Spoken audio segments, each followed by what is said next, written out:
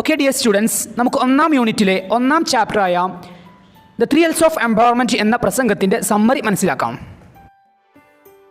The 3 L's of empowerment, ശാക്തീകരണത്തിൻ്റെ 3 എല്ലുകൾ.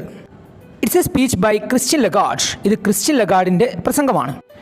Christian Lagarde is the first woman to become the head of international monetary fund IMF. IMFൻ്റെ തലവനാകുന്ന ആദ്യത്തെ വനിതയാണ് ക്രിസ്റ്റ്യൻ ലഗാർഡ്. In this speech she speaks on women empowerment. ഈ ഒരു പ്രസംഗത്തിലൂടെ അവർ സംസാരിക്കുന്നത് സ്ത്രീ ശാക്തീകരണത്തെക്കുറിച്ചാണ്. അതായത് the theme of this speech is women empowerment. ഈ ഒരു പ്രസംഗത്തിൻ്റെ ആശയം സ്ത്രീ ശാക്തീകരണമാണ്. Christine Lagarde says women face A lot of challenges in this world. ഈ ഒരു ലോകത്ത് സ്ത്രീകൾ ധാരാളം വെല്ലുവിളികൾ നേരിടുന്നുണ്ട് എന്ന് ക്രിസ്റ്റ്യൻ ലഗാർഡ് പറയുന്നു.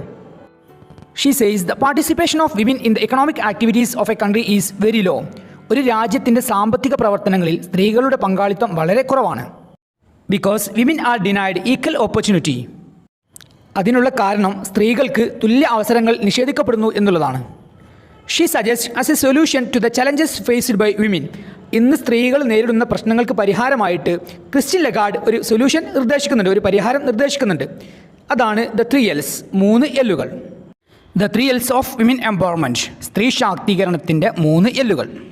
The 3 L's are learning, labour and leadership.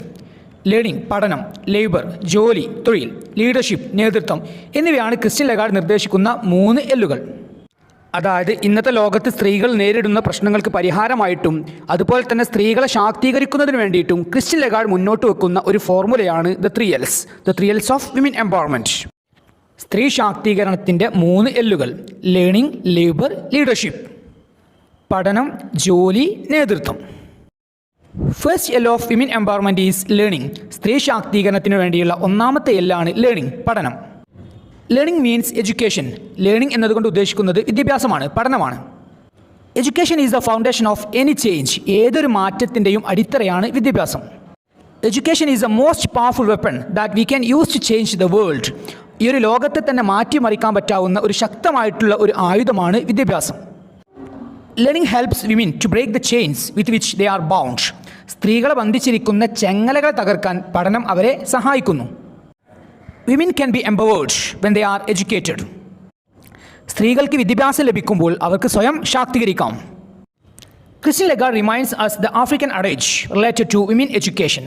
സ്ത്രീ വിദ്യാഭ്യാസവുമായി ബന്ധപ്പെട്ട ഒരു ആഫ്രിക്കൻ പഴഞ്ചൊല്ലി ക്രിസ്റ്റ്യൻ ലഗാർഡ് നമ്മെ ഓർമ്മിപ്പിക്കുന്നുണ്ട്. That is, if you educate a boy you train a man, if you educate A girl you train A village. നിങ്ങൾ ഒരു ആൺകുട്ടിയെ പഠിപ്പിക്കുകയാണെങ്കിൽ നിങ്ങൾ ഒരു പുരുഷനെ പരിശീലിപ്പിച്ച പോലെയാണ്. അതേസമയം തന്നെ നിങ്ങളൊരു പെൺകുട്ടിക്കാണ് വിദ്യാഭ്യാസം കൊടുക്കുന്നതെങ്കിൽ, അതായത് ഒരു പെൺകുട്ടിയെയാണ് നിങ്ങൾ പഠിപ്പിക്കുന്നത് എങ്കിൽ നിങ്ങൾ ഒരു ഗ്രാമത്തെ പരിശീലിപ്പിച്ചതുപോലെയാണ്. This proverb shows the importance of giving education for girls. പെൺകുട്ടികൾക്ക് വിദ്യാഭ്യാസം നൽകേണ്ടതിൻ്റെ പ്രാധാന്യത്തെയാണ് ഈ ഒരു പഴഞ്ചൊല്ല് കാണിക്കുന്നത്. So learning is very important in women empowerment. സ്ത്രീ ശാക്തീകരണത്തിൽ പഠനം വളരെ പ്രധാനപ്പെട്ടതാണ്. Then the second step of women empowerment is labour. സ്ത്രീ ശാക്തീകരണത്തിൻ്റെ രണ്ടാമത്തെ സ്റ്റെപ്പാണ് ലേബർ. ലേബർ മീൻസ് തൊഴിൽ, ജോലി. Labour helps women to identify their true potential. സ്ത്രീകളുടെ യഥാർത്ഥ കഴിവുകളെ തിരിച്ചറിയാൻ തൊഴിൽ അവരെ സഹായിക്കുന്നു. A woman without any income has to depend on her father, husband or son for her needs. ഒരു വരുമാനവുമില്ലാത്ത ഒരു സ്ത്രീക്ക് അവളുടെ ആവശ്യങ്ങൾക്ക് വേണ്ടി അവളുടെ പിതാവിനെയോ ഭർത്താവിനെയോ മകനെയോ ആശ്രയിക്കേണ്ടി വരുന്നു. Labour helps women to earn money and she can become independent. ജോലി സ്ത്രീകളെ പണം സമ്പാദിക്കാൻ അവരെ സഹായിക്കുന്നു, അതുപോലെ തന്നെ അവൾക്ക് സ്വതന്ത്രരാകാനും സാധിക്കും. Labour gives her economic independence. തൊഴിൽ അവൾക്ക് സാമ്പത്തിക സ്വാതന്ത്ര്യം നൽകുന്നു. A job is must for women. സ്ത്രീകൾക്ക് ഒരു ജോലി നിർബന്ധമാണ്. She can contribute to the economic development of a nation. ഒരു രാജ്യത്തിൻ്റെ സാമ്പത്തിക വികസനത്തിന് അവൾക്ക് സംഭാവന ചെയ്യാൻ സാധിക്കും. It will empower the economic status of a nation. ഒരു രാജ്യത്തിൻ്റെ സാമ്പത്തിക നിലയെ അത് ശാക്തീകരിക്കും. Then Christine Lagarde also points out the difficulties faced by women in the workplace. ജോലി സ്ഥലത്ത് സ്ത്രീകൾ നേരിടുന്ന പ്രശ്നങ്ങളും ക്രിസ്റ്റ്യൻ ലഗാർഡ് ചൂണ്ടിക്കാട്ടുന്നുണ്ട്. Today women face many challenges in the workplace. ഇന്ന് ജോലി സ്ഥലത്ത് സ്ത്രീകൾ ധാരാളം പ്രശ്നങ്ങൾ, വെല്ലുവിളികൾ നേരിടുന്നുണ്ട്. Those are low payment, low security, low status etcetera. കുറഞ്ഞ വേതനം, കുറഞ്ഞ സുരക്ഷ, അതുപോലെ തന്നെ താഴ്ന്ന സ്റ്റാറ്റസ് എന്നിവയാണിവ. Our basic norm related to women's job should be equal pay for equal work. സ്ത്രീകളുടെ ജോലിയുമായി ബന്ധപ്പെട്ട നമ്മുടെ അടിസ്ഥാനമായിട്ടുള്ള മുദ്രാവാക്യം തുല്യ ജോലിക്ക് തുല്യ വേതനം എന്നായിരിക്കണം. We should eliminate gender discrimination in economic participation. സാമ്പത്തിക പ്രവർത്തനങ്ങളിലെ ലിംഗവിവേചനം നാം ഇല്ലാതാക്കണം. We should promote more opportunity for women. സ്ത്രീകൾക്ക് കൂടുതൽ അവസരങ്ങളെ നാം പ്രോത്സാഹിപ്പിക്കണം. Equal payment and high security should be ensured in the workplace. ജോലിസ്ഥലത്ത് തുല്യവേതനവും ഉയർന്ന സുരക്ഷയും ഉറപ്പാക്കണം. Learning and labour are the key factors in the process of women empowerment. സ്ത്രീ ശാക്തീകരണ പ്രക്രിയയിലെ പ്രധാനപ്പെട്ട ഘടകങ്ങളാണ് പഠനവും ജോലിയും. Learning and labour. Then leadership is the third L of women empowerment. സ്ത്രീ ശാക്തീകരണത്തിന് വേണ്ടിയുള്ള മൂന്നാമത്തെ എല്ലാണ് ലീഡർഷിപ്പ്, നേതൃത്വം. Leadership makes women more powerful. നേതൃത്വം സ്ത്രീകളെ കൂടുതൽ ശക്തരാക്കുന്നു. Which means leadership empowers women. നേതൃത്വം സ്ത്രീകളെ ശാക്തീകരിക്കുന്നു. Leadership helps women to use their skills and talents. സ്ത്രീകളുടെ കഴിവുകളെ പുറത്തെടുക്കാനും അത് ഉപയോഗിക്കാനും ലീഡർഷിപ്പ് നേതൃത്വം അവരെ സഹായിക്കുന്നു. Women take decisions based on proper understanding, compassion and sustainability. ശരിയായ ധാരണ, അനുകമ്പ, സുസ്ഥിരത എന്നിവയുടെ അടിസ്ഥാനത്തിലാണ് സ്ത്രീകൾ തീരുമാനങ്ങൾ എടുക്കുന്നത്. Women should be ready to step outside their comfort zones. സ്ത്രീകൾ അവരുടെ കംഫർട്ട് സോണുകളായിട്ടുള്ള വീടുകളിൽ നിന്ന് പുറത്തിറങ്ങാൻ തയ്യാറായിട്ടുണ്ടായിരിക്കണം. It will make a difference. തീർച്ചയായിട്ടും ഇത് വലിയൊരു മാറ്റം ഉണ്ടാക്കും. Women empowerment is not only for women, it is for the whole society. സ്ത്രീ ശാക്തീകരണം ഒരിക്കലും സ്ത്രീകൾക്ക് വേണ്ടി മാത്രമുള്ളതല്ല, സമൂഹത്തിനാകെയുള്ളതാണ് സ്ത്രീ ശാക്തീകരണം. അതായത് സ്ത്രീ ശാക്തീകരണത്തിൻ്റെ ബെനിഫിറ്റ് തീർച്ചയായിട്ടും സമൂഹത്തിനാകെ ലഭിക്കുന്നതാണ്. Which means the entire world will റീപ്പ് the benefits of women empowerment. സ്ത്രീ ശാക്തീകരണത്തിൻ്റെ നേട്ടങ്ങൾ തീർച്ചയായിട്ടും ലോകത്തിനാകെ ലഭിക്കും. ഓക്കെ പ്രിയപ്പെട്ട വിദ്യാർത്ഥികളെ, ഇത്രയും കാര്യങ്ങളാണ് the three else of empowerment എന്ന സ്പീച്ചിലൂടെ നമുക്ക് മനസ്സിലാകുന്നത്. ഇനി നമുക്ക് ഒന്നാം യൂണിറ്റിലെ 2ാം ചാപ്റ്ററായ എനി വുമൺ എന്ന കവിതയുടെ സമ്മറി മനസ്സിലാക്കാം. എനി വുമൺ, ഏതൊരു സ്ത്രീയും. Any woman is a poem written by Catherine Tynan. Catherine Tynan എഴുതിയ ഒരു കവിതയാണ് any woman. The theme of this poem is value of a mother or importance of woman in a house. ഈ ഒരു കവിതയുടെ ആശയമായി വരുന്നത് ഒരു അമ്മയുടെ മൂല്യമാണ്, അതല്ലെങ്കിൽ ഒരു വീട്ടിൽ ഒരു സ്ത്രീയുടെ പ്രാധാന്യമാണ്. The poet says, Mother is the pillars of the house, keystone of the arch, fire upon the hearth, light of the sun, heat of the earth, light of love, twist that holds together, knot of love, house from floor to roof, wall against all danger, door against wind and snow. ഈ ഒരു കവിതയിലൂടെ കവി അമ്മയെക്കുറിച്ച് പറയുന്ന കാര്യങ്ങളാണ്. അമ്മ വീടിൻ്റെ തൂണുകളാണ്. Then കമാനത്തിൻ്റെ ആണിക്കല്ലാണ്. അടുപ്പിലെ തീയാണ്. സൂര്യൻ്റെ പ്രകാശമാണ്. ഭൂമിയുടെ ചൂടാണ്. സ്നേഹത്തിൻ്റെ പ്രകാശമാണ്. എല്ലാവരെയും ഒരുമിച്ച് നിർത്തുന്ന ഒരു പിടുത്തമാണ്. ദെൻ സ്നേഹത്തിൻ്റെ ഒരു പിടുത്തമാണ്. ഒരു വീടിൻ്റെ തറ മുതൽ മേൽക്കൂര വരെയാണ്. എല്ലാ അപകടങ്ങൾക്കും എതിരായി നിൽക്കുന്ന മതിലാണ്. കാറ്റിനും മഞ്ഞിനും എതിരായി നിൽക്കുന്ന വാതിലാണ്. തുടങ്ങിയ അനവധി മെറ്റഫറുകളാണ് ഒരു അമ്മയെ വിശദീകരിക്കുന്നതിന് വേണ്ടിയിട്ട്, വർണ്ണിക്കുന്നതിന് വേണ്ടിയിട്ട് കവി ഉപയോഗിച്ചിട്ടുള്ളത്. ഇവയെല്ലാം ഫിഗർ ഓഫ് സ്പീച്ചുകളിൽപ്പെട്ട മെറ്റഫറാണ്. Mother is the important part of a house. ഒരു വീടിൻ്റെ ഏറ്റവും പ്രധാനപ്പെട്ട ഒരു ഭാഗമാണ് അമ്മ. Without mother the family will lose its unity. ഒരു വീട്ടിൽ അമ്മയില്ല എങ്കിൽ ആ ഒരു വീടിൻ്റെ ഐക്യം നഷ്ടപ്പെടും. Without a woman a family doesn't have existence. സ്ത്രീ ഇല്ലാതെ ഒരു കുടുംബത്തിന് നിലനിൽപ്പില്ല. Mother makes the house alive. ഒരു വീടിനെ ജീവസുറ്റതാക്കുന്നത് അമ്മയാണ്. There is no happy family without mother. അമ്മയില്ലാതെ ഒരു സന്തോഷമുള്ള കുടുംബം ഉണ്ടാകില്ല. She provides pure love for children and make them good children. അവർ കുട്ടികൾക്ക് പരിശുദ്ധമായ സ്നേഹം നൽകുകയും അവരെ നല്ല കുട്ടികളാക്കുകയും ചെയ്യുന്നു. A woman is an all rounder in a family. ഒരു കുടുംബത്തിലെ ഓൾറൗണ്ടറാണ് ഒരു സ്ത്രീ. അതായത് her careful touch reaches everywhere and everything in a house. അവളുടെ ശ്രദ്ധാപൂർവമായ സ്പർശനം എല്ലായിടത്തും, ഒരു വീട്ടിലെ എല്ലാത്തിനും എത്തുന്നു. Mother does all the activities in a house. ഒരു വീട്ടിലെ എല്ലാ കാര്യങ്ങളും ചെയ്യുന്നത് അമ്മയാണ്. All aspects of the house are connected with mother. ഒരു വീട്ടിലെ എല്ലാ കാര്യങ്ങളും അമ്മയുമായി ബന്ധപ്പെട്ടിരിക്കുന്നു. She protects her children from all problems. എല്ലാ പ്രശ്നങ്ങളിൽ നിന്നും അവൾ തൻ്റെ മക്കളെ സംരക്ഷിക്കുന്നു. In the last part of the poem the mother prays to the god not to take her till the children grow. ഈ ഒരു കവിതയുടെ അവസാന ഭാഗത്ത് കുട്ടികൾ വളരുന്നതുവരെ എന്നെ നീ മരിപ്പിക്കരുത് എന്ന് അമ്മ ദൈവത്തോട് പ്രാർത്ഥിക്കുന്നു. It shows the utmost love of a mother towards her children. ഇത് കാണിക്കുന്നത് ഒരു അമ്മയുടെ മക്കളോടുള്ള അങ്ങേയറ്റത്തെ സ്നേഹമാണ്. The poem describes the unconditional love of a mother. ഒരു അമ്മയുടെ ഉപാധികളില്ലാത്ത സ്നേഹത്തെയാണ് കവിത വിവരിക്കുന്നത്. ഓക്കെ പ്രിയപ്പെട്ട വിദ്യാർത്ഥികളെ, ഇത്രയും കാര്യങ്ങളാണ് എനി വുമൺ എന്ന കവിതയിലൂടെ നമുക്ക് മനസ്സിലാകുന്നത്. ദെൻ ഇനി നമുക്ക് ഒന്നാം യൂണിറ്റിലെ 3-ാം ചാപ്റ്ററായ മാച്ച് ബോക്സ് എന്ന കഥയുടെ സമ്മറി മനസ്സിലാക്കാം. മാച്ച് ബോക്സ്, തീപ്പെട്ടി. Match box is a story written by Ashapurna Devi. Ashapurna Devi എഴുതിയിട്ടുള്ള ഒരു കഥയാണ് match box. In the beginning of the story Ashapurna Devi compares women to match boxes. ഈ ഒരു കഥയുടെ തുടക്കത്തിൽ തന്നെ എഴുത്തുകാരി സ്ത്രീകളെ തീപ്പെട്ടികളുമായിട്ട് കമ്പയർ ചെയ്യുകയാണ്, താരതമ്യം ചെയ്യുകയാണ്. Because even though the match boxes have the power to burn everything, they are not making problems. തീപ്പെട്ടികൾക്ക് എന്തിനേയും കത്തിക്കാനുള്ള കരുത്തുണ്ട് എങ്കിലും അവ സ്വയം പ്രശ്നങ്ങൾ ഉണ്ടാക്കുന്നില്ല. We can see them everywhere in the house, calm and innocent without making any problem. ഒരു പ്രശ്നവുമില്ലാതെ ശാന്തരും വളരെ നിഷ്കളങ്കരുമായിട്ട് തീപ്പെട്ടികളെ നമുക്ക് വീട്ടിൽ എല്ലായിടത്തും കാണാം. The writer says women are like matchboxes. എഴുത്തുകാരി പറയുകയാണ് സ്ത്രീകൾ തീപ്പെട്ടികളെ പോലെയാണ്. To prove her words she tells a story. ഈ ഒരു കാര്യം തെളിയിക്കുന്നതിന് വേണ്ടിയിട്ട് അവർ ഒരു കഥ പറയുകയാണ്. അതായത് സ്ത്രീകൾ തീപ്പെട്ടികളെ പോലെയാണ് എന്ന് തെളിയിക്കുന്നതിന് വേണ്ടിയിട്ട് അശപൂർണ ദേവി ഒരു കഥ പറയുകയാണ്. It's a story of a married couple, Ajit and Nomita. വിവാഹിതരായ ദമ്പതികളായ അജിത്തിൻ്റെയും നോമിതയുടെയും കഥയാണിത്. The story happens at Ajit's house. അജിത്തിൻ്റെ വീട്ടിലാണ് കഥ നടക്കുന്നത്, കഥ സംഭവിക്കുന്നത്. Nomita is the central character in the story. ഈ ഒരു കഥയിലെ പ്രധാനപ്പെട്ട കഥാപാത്രമാണ് Nomita. Nomita is a strong minded and straightforward woman. ദൃഢമായ ചിന്താഗതിയും സ്ട്രേറ്റ് ഫോർവേഡ് ആയിട്ടുമുള്ള ഒരു സ്ത്രീയാണ് Nomita. She wants her privacy and rights to B respected. അവളുടെ സ്വകാര്യതയും അവകാശങ്ങളും മാനിക്കപ്പെടണമെന്ന് അവൾ ആഗ്രഹിക്കുന്നു. And Nomita is ready to protest against gender discrimination within the 4 walls of her room. ലിംഗവിവേചനത്തിനെതിരെ തൻ്റെ മുറിയുടെ 4 ചുമരുകൾക്കുള്ളിൽ വെച്ചിട്ടെങ്കിലും അതിനെതിരെ പ്രതിഷേധിക്കാൻ നോമിത ശ്രമിക്കുന്നുണ്ട്.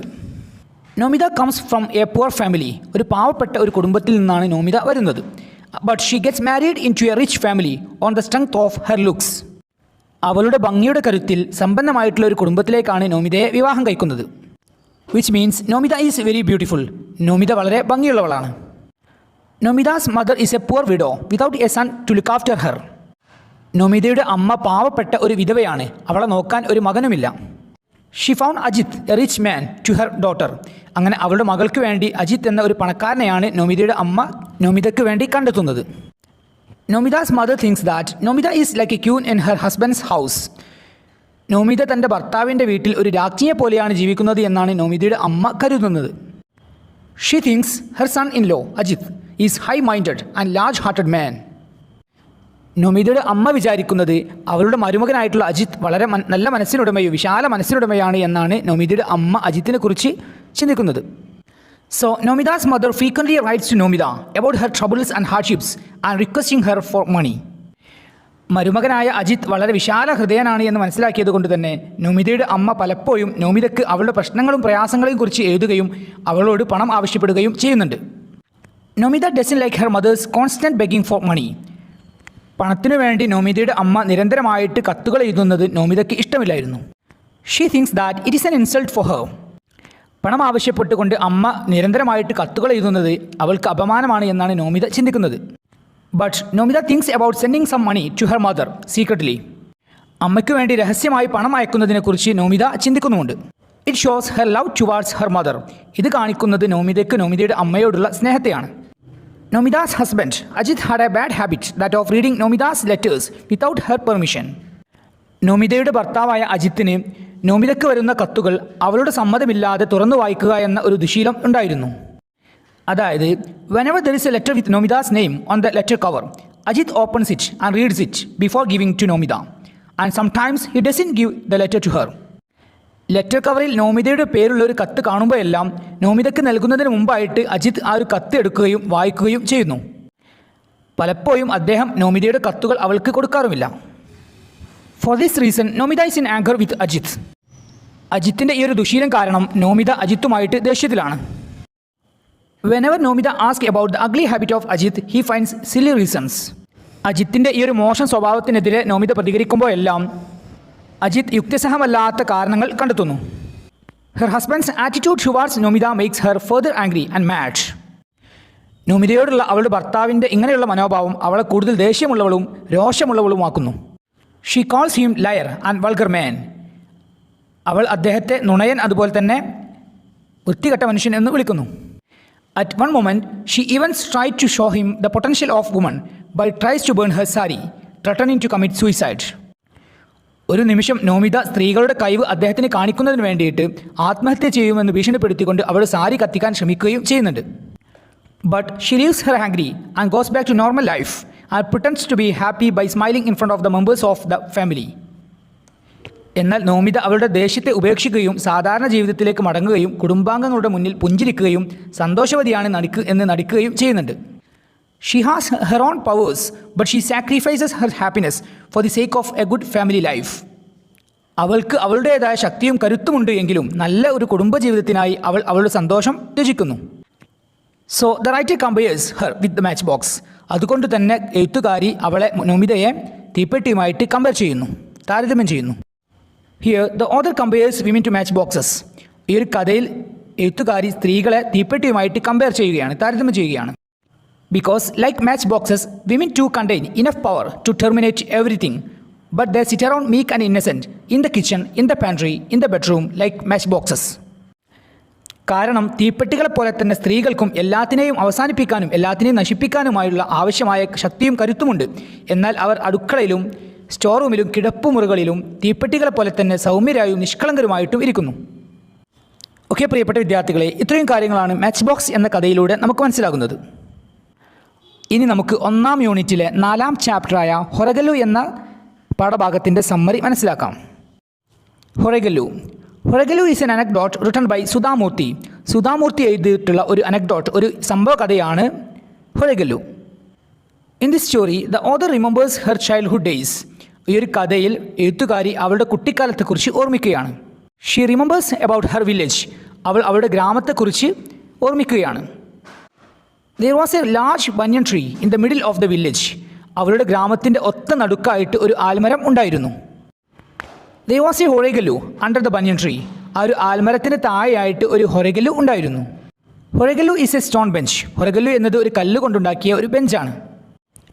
Anyone could sit there and rest a while. ആർക്കും അവിടെ ഇരിക്കുകയും വിശ്രമിക്കുകയും ചെയ്യാം. Horagallu hold special memories for the author.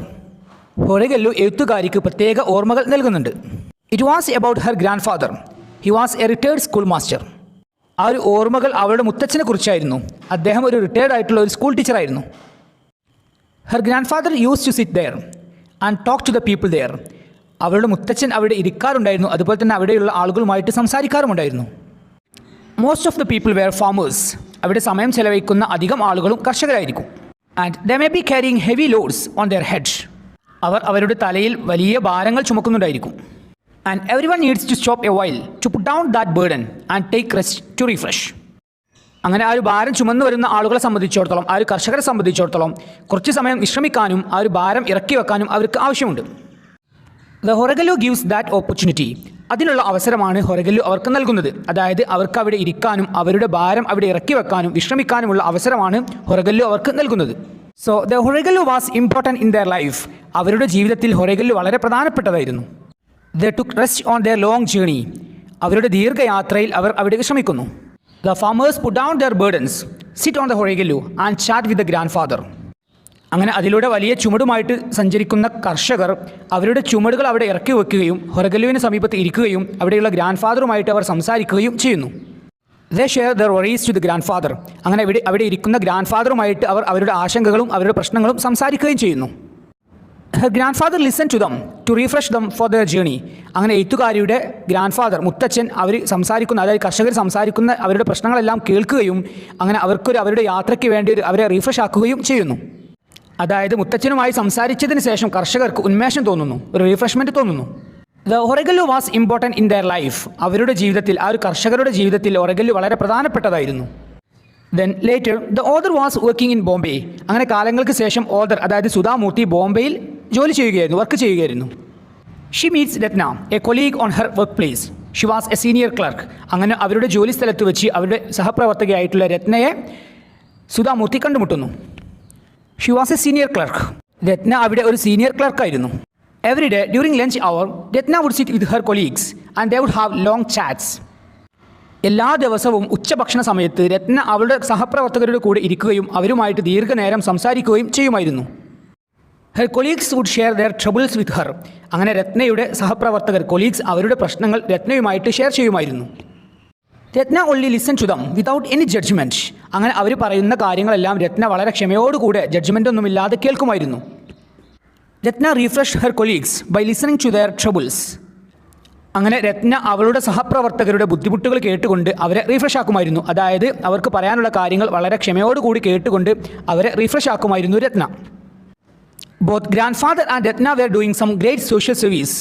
മുത്തച്ഛനും അതുപോലെ തന്നെ രത്നയും വലിയ സാമൂഹ്യ സേവനമായിരുന്നു ചെയ്തുകൊണ്ടിരുന്നത്. Both of them were good listeners. ഇവർ രണ്ടുപേരും നല്ല ശ്രോതാക്കളായിരുന്നു. അതായത് ഗ്രാൻഡ് ഫാദറും രത്നയും മറ്റുള്ള ആളുകൾ പറയുന്നത് വളരെ ക്ഷമയോടുകൂടെ കേട്ടിരിക്കുന്ന ആളുകളായിരുന്നു. They listen to the problems of others patiently. മറ്റുള്ള ആളുകൾക്ക് അവരോട് പറയാനുള്ള കാര്യങ്ങൾ, അവരുടെ പ്രശ്നങ്ങളെല്ലാം വളരെ ക്ഷമയോടുകൂടെ ഇവർ കേട്ടിരിക്കുമായിരുന്നു. It refreshed and relaxed the speakers. ഇത് അവരോട് സംസാരിക്കുന്ന ആളുകളെ സംബന്ധിച്ചിടത്തോളം വലിയ ഒരു ആശ്വാസമായിരുന്നു. The grand father and Ratna were human Horagallus. എഴുത്തുകാരിയുടെ മുത്തച്ഛനും അതുപോലെ തന്നെ അവളുടെ സഹപ്രവർത്തകരായിട്ടുള്ള രത്നയും മനുഷ്യന്മാരായിട്ടുള്ള ഹൊറഗലൂസ് ആയിരുന്നു. Because here the Horagallu grand father and Ratna do the same thing. ഇവിടെ ഹൊറഗല്ലുവും അതുപോലെ തന്നെ ഗ്രാൻഡ് ഫാദറും അതുപോലെ തന്നെ രത്നയും ചെയ്യുന്നത് ഒരേ കാര്യങ്ങൾ തന്നെയാണ്. They help the people to unburden their burdens. ആളുകളുടെ ഭാരങ്ങളെല്ലാം ഇറക്കി വെക്കാൻ അവരെ ഇവർ സഹായിക്കുന്നു. Here burden symbolically means our problems, worries, anxieties etcetera. ഇവിടെ ബേർഡൻ അതായത് ഭാരം എന്നതുകൊണ്ട് ഉദ്ദേശിക്കുന്നത് നമ്മുടെ പ്രശ്നങ്ങൾ, നമ്മുടെ ഉത്കണ്ഠകൾ, നമ്മുടെ പ്രയാസങ്ങൾ എന്നിവയാണ്. And when the author sees a Horagallu she remembers her grand father and Ratna. അങ്ങനെ കാലങ്ങൾക്ക് ശേഷം ഓദർ അതായത് എഴുത്തുകാരി ഹൊറഗല്ലുകൾ കാണുന്ന സമയത്ത് അവളുടെ മുത്തച്ഛനെയും അതുപോലെ തന്നെ രത്നയെയും ഓർമ്മിക്കുകയാണ്. ഓക്കെ പ്രിയപ്പെട്ട വിദ്യാർത്ഥികളെ, ഇത്രയും കാര്യങ്ങളാണ് ഹൊറഗല്ലു എന്ന ചാപ്റ്ററിലൂടെ നമുക്ക് മനസ്സിലാകുന്നത്. ഇനി നമുക്ക് രണ്ടാം യൂണിറ്റിലെ ഒന്നാം ചാപ്റ്ററായ മെൻഡിങ് വാൾ എന്ന കവിതയുടെ സമ്മറി മനസ്സിലാക്കാം. Mending wall, which means repairing a wall. Mending wall is a poem written by the famous American poet Robert frost.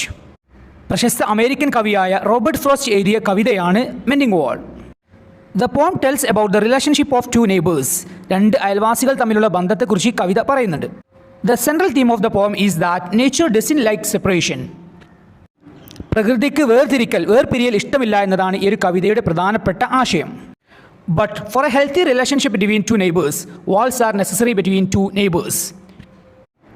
എന്നാൽ രണ്ട് അയൽവാസികൾക്കിടയിൽ നല്ല ഒരു ബന്ധത്തിന് വേണ്ടി, ആരോഗ്യപരമായിട്ടുള്ള ഒരു ബന്ധത്തിന് അവർക്കിടയിൽ ഒരു മതിൽ അത്യാവശ്യമാണ് എന്നും കവിത പറയുന്നുണ്ട്. Good fences make good neighbours. നല്ല മതിലുകൾ അതല്ലെങ്കിൽ നല്ല വേലികൾ നല്ല അയൽവാസികളെ ഉണ്ടാക്കുന്നു. There are to characters in this പോം. ഈ ഒരു കവിതയിൽ രണ്ട് കഥാപാത്രങ്ങളാണ് ഉള്ളത്. The poet and his neighbour. കവിയും അദ്ദേഹത്തിൻ്റെ അയൽവാസിയും. ഇവർ രണ്ടുപേരുമാണ് ഈ ഒരു കവിതയിലെ രണ്ട് കഥാപാത്രങ്ങൾ. And there is a stone wall between their property. ഈ രണ്ട് അയൽവാസികളുടെയും സ്ഥലത്തിനിടയിൽ കല്ലുകൾ കൊണ്ടുണ്ടാക്കിയ ഒരു മതിലുണ്ട്. And the wall is broken without any reason. ഒരു കാരണവുമില്ലാതെ മതിൽ പൊളിയുന്നു. അതായത് in every spring season the poet finds the wall is broken. എല്ലാ വസന്തകാലത്തിലും ആ ഒരു മതിൽ തകർന്നതായി കവി കാണുന്നു. And no one knows who is breaking the wall. ആർക്കും അറിയില്ല ആരാണ് ആ ഒരു മതിലിനെ പൊളിക്കുന്നത് എന്നത്. Then the poet informs his neighbour about the condition of the വാൾ. അങ്ങനെ കവി അദ്ദേഹത്തിൻ്റെ അയൽവാസിയെ ഈ ഒരു മതിലിൻ്റെ അവസ്ഥയെക്കുറിച്ച് അറിയിക്കുകയാണ്. അതായത് മതിൽ പൊളിഞ്ഞതായിട്ട് കവി അദ്ദേഹത്തിൻ്റെ അയൽവാസിയെ അറിയിക്കുകയാണ്. And the poet and his neighbour repair the stone wall. അങ്ങനെ ഒരു ദിവസം കവിയും അദ്ദേഹത്തിൻ്റെ അയൽവാസിയും കൂടെ ആ ഒരു മതിൽ, തകർന്ന ആ ഒരു മതിൽ റിപ്പയർ ചെയ്യുകയാണ്, നന്നാക്കുകയാണ്. While repairing the wall the poet doubts the need of the wall between their property. അങ്ങനെ ആ ഒരു മതിൽ റിപ്പയർ ചെയ്യുന്നതിനിടയിൽ കവി അവിടെയുള്ള ആ ഒരു മതിലിൻ്റെ, അവർ നന്നാക്കുന്ന ആ ഒരു മതിലിൻ്റെ ആവശ്യകതയെക്കുറിച്ച് സംശയിക്കുകയാണ്. According to him they don't need a wall because they have no cattles. അദ്ദേഹത്തിൻ്റെ അഭിപ്രായത്തിൽ, അതായത് കവിയുടെ അഭിപ്രായത്തിൽ അവിടെ ഒരു മതിലിൻ്റെ ആവശ്യമില്ല, കാരണം അവിടെ കന്നുകാലികളൊന്നുമില്ല. He says they have only apple trees and pine trees and they never cross the land. കവി പറയുന്നത് അവിടെ ആകെയുള്ളത് ആപ്പിൾ മരങ്ങളും അതുപോലെ തന്നെ പൈൻ മരങ്ങളുമാണ്, അവ ഒരിക്കലും ക്രോസ് ചെയ്യില്ല എന്നും കവി പറയുന്നു. അതായത് കവിയുടെ ഭൂമിയിലുള്ള ആപ്പിൾ മരങ്ങൾ അദ്ദേഹത്തിൻ്റെ അയൽവാസിയുടെ ഭൂമിയിലേക്കോ അതേസമയം തന്നെ അദ്ദേഹത്തിൻ്റെ അയൽവാസിയുടെ പൈൻ മരങ്ങൾ കവിയുടെ സ്ഥലത്തേക്കോ വരില്ല എന്ന് കവി പറയുന്നു. So he says there is no wall between their property. അതുകൊണ്ട് തന്നെ കവി പറയുകയാണ് അവരുടെ പ്രോപ്പർട്ടിക്കിടയിൽ, അതായത് അവരുടെ സ്ഥലത്തിനിടയിൽ ഒരു മതിലിൻ്റെ ആവശ്യമില്ല എന്നാണ് കവി പറയുന്നത്. But the neighbour is not ready to accept poet's opinion. എന്നാൽ കവിയുടെ അഭിപ്രായം അംഗീകരിക്കാനോ അത് സ്വീകരിക്കാനോ അദ്ദേഹത്തിൻ്റെ അയൽക്കാരൻ തയ്യാറല്ല. He has a firm belief that there must be a wall. അവിടെ ഒരു മതിൽ ഉണ്ടായിരിക്കണമെന്നാണ് അദ്ദേഹത്തിൻ്റെ ഉറച്ച വിശ്വാസം. അതായത് കവിയുടെ അയൽവാസിയുടെ അഭിപ്രായത്തിൽ അവിടെ ഒരു മതിൽ നിർബന്ധമാണ്. Because it is crucial to maintain their relationship. അദ്ദേഹത്തിൻ്റെ അഭിപ്രായത്തിൽ ആ അയൽവാസികൾ തമ്മിലുള്ള നല്ല ബന്ധത്തെ നിലനിർത്താൻ ആ ഒരു മതിൽ അവിടെ അത്യാവശ്യമാണ്. He always says good fences make good neighbours. അദ്ദേഹം എപ്പോഴും പറയുന്നത് good fences make good neighbours, നല്ല മതിലുകൾ നല്ല അയൽവാസികളെ ഉണ്ടാക്കുന്നു എന്നുള്ളതാണ്. അതായത് കവിയുടെ അയൽവാസി പറയുന്നത് good fences make good neighbours, നല്ല മതിലുകൾ നല്ല അയൽവാസികളെ സൃഷ്ടിക്കുന്നു എന്നുള്ളതാണ്. Which means in his opinion there should be a wall. അതായത് കവിയുടെ അയൽവാസിയുടെ അഭിപ്രായത്തിൽ അവിടെ ഒരു മതിൽ നിർബന്ധമാണ്. Actually the ideas of the poet and his neighbour are different. യഥാർത്ഥത്തിൽ കവിയുടെയും അദ്ദേഹത്തിൻ്റെ അയൽവാസിയുടെയും കാഴ്ചപ്പാടുകൾ വ്യത്യസ്തമാണ്. The poet argues that there is no need of a wall there. അവിടെ ഒരു മതിലിൻ്റെ ആവശ്യമില്ല എന്നാണ് കവി വാദിക്കുന്നത്. At the same time the neighbour argues there should be a വാൾ. അയൽവാസി വാദിക്കുന്നത് അവിടെ ഒരു മതിൽ വേണം എന്നുള്ളതാണ്. He says good fences make good neighbours. അയൽവാസി പറയുന്നത് നല്ല മതിലുകൾ നല്ല അയൽവാസികളെ സൃഷ്ടിക്കുന്നു എന്നുള്ളതാണ്. ഓക്കെ പ്രിയപ്പെട്ട വിദ്യാർത്ഥികളെ, ഇത്രയും കാര്യങ്ങളാണ് മെൻറ്റിംഗ് വാൾ എന്ന കവിതയിലൂടെ നമുക്ക് മനസ്സിലാകുന്നത്. Amigo brothers. Amigo is a Spanish word which means friend. Amigo എന്നത് ഒരു സ്പാനിഷ് വേർഡാണ്. അതിൻ്റെ അർത്ഥം ഫ്രണ്ട്, സുഹൃത്ത് എന്ന മീനിങ് ആണ്. Amigo Brothers is a short story written by Piri Thomas. Piri Thomas എഴുതിയ ഒരു ചെറു കഥയാണ് Amigo Brothers. The theme of the story is true friendship. യഥാർത്ഥ സൗഹൃദമാണ് ഈ ഒരു കഥയുടെ ആശയം. Amigo Brothers is a story of two young friends. രണ്ട് യുവ സുഹൃത്തുക്കളുടെ കഥയാണ് അമീഗോ ബ്രദേഴ്സ്. ആ രണ്ട് സുഹൃത്തുക്കൾ ആരൊക്കെയാണ് എന്നുള്ളത് നോക്കാം. Antonio Cruz and Felix Ugas. Antonio ക്രൂസും ഫെലിക്സ് ഉഗാസുമാണ് ആ രണ്ട് സുഹൃത്തുക്കൾ. They were very close friends. അവർ രണ്ടുപേരും വളരെ അടുത്ത സുഹൃത്തുക്കളായിരുന്നു. And they were like brothers. അവർ രണ്ടുപേരും സഹോദരങ്ങളെപ്പോലെയായിരുന്നു. Actually they were not brothers but they were like brothers. യഥാർത്ഥത്തിൽ അവർ സഹോദരങ്ങളല്ല എങ്കിലും അവർ സഹോദരങ്ങളെപ്പോലെയായിരുന്നു. They were always together. അവർ എപ്പോഴും ഒരുമിച്ചായിരുന്നു ഉണ്ടായിരുന്നത്. And both were 17 years old. അവർ രണ്ടുപേർക്കും അന്റോണിയോ ക്രൂസിനും ഫെലിക്സ് ഉഗാസിനും 17 വയസ്സായിരുന്നു. They had known each other since childhood. കുട്ടിക്കാലം മുതലേ അവർക്ക് പരസ്പരം അറിയാമായിരുന്നു. They lived in the same building. അവർ രണ്ടുപേരും ഒരേ കെട്ടിടത്തിലായിരുന്നു താമസിച്ചിരുന്നത്. Both Antonio Cruz and Felix Ugas had the same dream. ഇവർ രണ്ടുപേർക്കും, അതായത് അന്റോണിയോ ക്രൂസിനും ഫെലിക്സ് ഉഗാസിനും ഒരേ സ്വപ്നമായിരുന്നു, ഒരേ ആഗ്രഹമായിരുന്നു ഉണ്ടായിരുന്നത്. Their dream was to become the lightweight champion of the world. ലോക ലൈറ്റ് വെയ്റ്റ് ചാമ്പ്യൻ ആകുക, അതായത് ലോകത്തിലെ ബോക്സിംഗ് ചാമ്പ്യൻ ആകുക എന്നുള്ളതായിരുന്നു അവർ രണ്ടുപേരുടെയും സ്വപ്നം. To achieve their dream they practised well. അവരുടെ സ്വപ്നം സാക്ഷാത്കരിക്കുന്നതിന് വേണ്ടി അവർ രണ്ടുപേരും നന്നായിട്ട് പരിശീലിച്ചിരുന്നു. ദേ woke up early in the morning and practiced together, sometimes at the boys club and sometimes at the gym. അവർ അതിരാവിലെ തന്നെ ഉണരുകയും ഒരുമിച്ച് പരിശീലിക്കുകയും ചെയ്തിരുന്നു. ചില സമയങ്ങളിൽ ബോയ്സ് ക്ലബ്ബിൽ വെച്ചും അതുപോലെ തന്നെ ചില സമയങ്ങളിൽ ജിമ്മിലുമായിരുന്നു അവർ പ്രാക്ടീസ് ചെയ്തിരുന്നത്. They had a collection of fight magazines. Fight മാസികകളുടെ ഒരു ശേഖരം തന്നെ അവർക്കുണ്ടായിരുന്നു. ഓക്കെ, ഇത്രയും വിശദീകരിച്ചിട്ടുള്ളത് അന്റോണിയോ ക്രൂസും ഫെലിക്സ് ഉഗാസും തമ്മിലുള്ള സാമ്യങ്ങളാണ്. ഇനി നമുക്ക് അവർ തമ്മിലുള്ള, അതായത് അന്റോണിയോ ക്രൂസും ഫെലിക്സ് ഉഗാസും തമ്മിലുള്ള വ്യത്യാസങ്ങൾ പരിചയപ്പെടാം. Physically they were different. ശാരീരികമായിട്ട് അവർ വളരെ വ്യത്യസ്തരായിരുന്നു. അതായത് അന്റോണിയോ ക്രൂസും ഫെലിക്സ് ഉഗാസും ശാരീരികമായിട്ട് വളരെ വ്യത്യസ്തരായിരുന്നു. അവർ തമ്മിലുള്ള ശാരീരികമായിട്ടുള്ള വ്യത്യാസങ്ങൾ നോക്കാം. Antonio Cruz, he was fair, lean and lanky. Antonio സുന്ദരനും, അതായത് വെളുത്തവനും മെലിഞ്ഞവനും അതേസമയം തന്നെ ഉയരമുള്ളവനുമായിരുന്നു. His hair was always falling over his eyes. അവൻ്റെ തലമുടി കണ്ണിന് മുകളിലൂടെ തൂങ്ങി നിൽക്കുന്ന രൂപത്തിലായിരുന്നു. അതായത് അന്റോണിയോ ക്രൂസ് വെളുത്തവനും സുന്ദരനും മെലിഞ്ഞവനും അതേസമയം തന്നെ നീളമുള്ളവനുമായിരുന്നു. അവൻ്റെ തലമുടി കണ്ണിന് മുകളിലൂടെ തൂങ്ങി നിൽക്കുന്ന രൂപത്തിലായിരുന്നു. Then Felix Ugas, he was dark, short and husky. Felix Ugas ഇരുണ്ട നിറമുള്ളവനും ഉയരം കുറഞ്ഞവനും അതേസമയം തന്നെ തടിയുള്ളവനുമായിരുന്നു. His hair was in a natural afro style. അവൻ്റെ തലമുടി ഒരു ആഫ്രിക്കൻ ശൈലിയിലായിരുന്നു. അതായത് ഫെലിക്സ് ഉഗാസ് ഇരുണ്ട നിറമുള്ളവനും ഉയരം കുറഞ്ഞവനും അതേസമയം തന്നെ തടിയുള്ളവനുമായിരുന്നു, തടിച്ചവനുമായിരുന്നു. ദെൻ അവൻ്റെ തലമുടി ഒരു ആഫ്രിക്കൻ ശൈലിയിലായിരുന്നു, അതായത് ഒരു ആഫ്രിക്കൻ സ്റ്റൈലിലായിരുന്നു ഫെലിക്സ് ഉഗാസിൻ്റെ തലമുടി. ഓക്കെ, ഇത്രയും ഡിഫറൻസുകളാണ്, ഇത്രയും വ്യത്യാസങ്ങളാണ് അന്റോണിയോ ക്രൂസും ഫെലിക്സ് ഉഗാസും തമ്മിലുണ്ടായിരുന്നത്. ഓക്കെ പ്രിയപ്പെട്ട വിദ്യാർത്ഥികളെ, ഇതുവരെ നാം ഡിസ്കസ് ചെയ്തിട്ടുള്ളത് അന്റോണിയോ ക്രൂസും ഫെലിക്സ് ഉഗാസും തമ്മിലുള്ള സിമിലാരിറ്റീസ്, ചില സാമ്യങ്ങളും ദെൻ ഡിഫറൻസസ്, ചില വ്യത്യാസങ്ങളുമാണ് ഇതുവരെ നാം ഡിസ്കസ് ചെയ്തിട്ടുള്ളത്. ഇനി നമുക്ക് ഈ ഒരു കഥയുടെ സമ്മറി മനസ്സിലാക്കാം. Both Antonio Cruz and Felix Ugas reached in the final match of a boxing contest. ഇവർ രണ്ടുപേരും ആന്റോണിയോ ക്രൂസും ഫെലിക്സ് വുഗാസും ഒരു ബോക്സിംഗ് മത്സരത്തിലെ ഫൈനലിൽ എത്തുകയാണ്. The winner of this boxing contest would get a chance to represent in the Golden Gloves championship tournament. ഈ ഒരു boxing മത്സരത്തിലെ ഫൈനലിലെ വിജയിക്ക് മറ്റൊരു ബോക്സിംഗ് ടൂർണമെൻ്റ് ആയിട്ടുള്ള ഗോൾഡൻ ഗ്ലൗ ചാമ്പ്യൻഷിപ്പിൽ പങ്കെടുക്കാനുള്ള അവസരം ലഭിക്കുമായിരുന്നു. But they have to fight each other in the final match to win in the competition. എന്നാൽ ഈ ഒരു ബോക്സിംഗ് മത്സരത്തിലെ ഫൈനലിൽ വിജയിക്കാൻ ഇവർ രണ്ടുപേർക്കും, അതായത് ആന്റോണിയോ ക്രൂസിനും ഫെലിക്സ് വുഗാസിനും പരസ്പരം പോരാടേണ്ടതുണ്ട്. അതായത് ഒരു ബോക്സിംഗ് മത്സരത്തിൽ സുഹൃത്തുക്കളായിട്ടുള്ള ആന്റോണിയോ ക്രൂസും ഫെലിക്സ് വുഗാസും ആ ഒരു മത്സരത്തിലെ ഫൈനലിൽ എത്തുകയാണ്. ഈ ഒരു മത്സരത്തിൽ വിജയിച്ചു കഴിഞ്ഞാൽ അടുത്തൊരു ടൂർണമെൻ്റ് ആയിട്ടുള്ള ഗോൾഡൻ ഗ്ലൗ ചാമ്പ്യൻഷിപ്പിൽ പങ്കെടുക്കാനുള്ള അവസരവും ലഭിക്കുമായിരുന്നു. എന്നാൽ ഈ ഒരു ബോക്സിംഗ് മത്സരത്തിൽ വിജയിക്കാനും അതുപോലെ തന്നെ മറ്റൊരു ടൂർണമെൻറ്റിൽ പങ്കെടുക്കുന്നതിന് വേണ്ടിയിട്ടും ഇവർ പരസ്പരം പോരാടിക്കേണ്ടതായിട്ടുണ്ടായിരുന്നു. So they couldn't sleep at night because of the thoughts about the final contest. നമുക്കറിയാം ആന്റോണിയോ ക്രൂസും ഫെലിക്സ് വുഗാസും വളരെ അടുത്ത സുഹൃത്തുക്കളായിരുന്നു. അതുകൊണ്ട് തന്നെ ആ ഒരു ഫൈനൽ മത്സരത്തെക്കുറിച്ചുള്ള ചിന്തകളാൽ അവർക്ക് രണ്ടുപേർക്കും രാത്രി ഉറങ്ങാൻ സാധിച്ചിരുന്നില്ല. So they decided not to meet till the day of their competition. അങ്ങനെ അവർ തങ്ങളുടെ മത്സര ദിവസം വരെ, ആ ഒരു ഫൈനൽ മത്സരം ദിവസം വരെ പരസ്പരം കാണേണ്ടതില്ല എന്ന് അവർ തീരുമാനിച്ചു. Felix went to his and Lucy's house in order to avoid thoughts about his friend Antonio.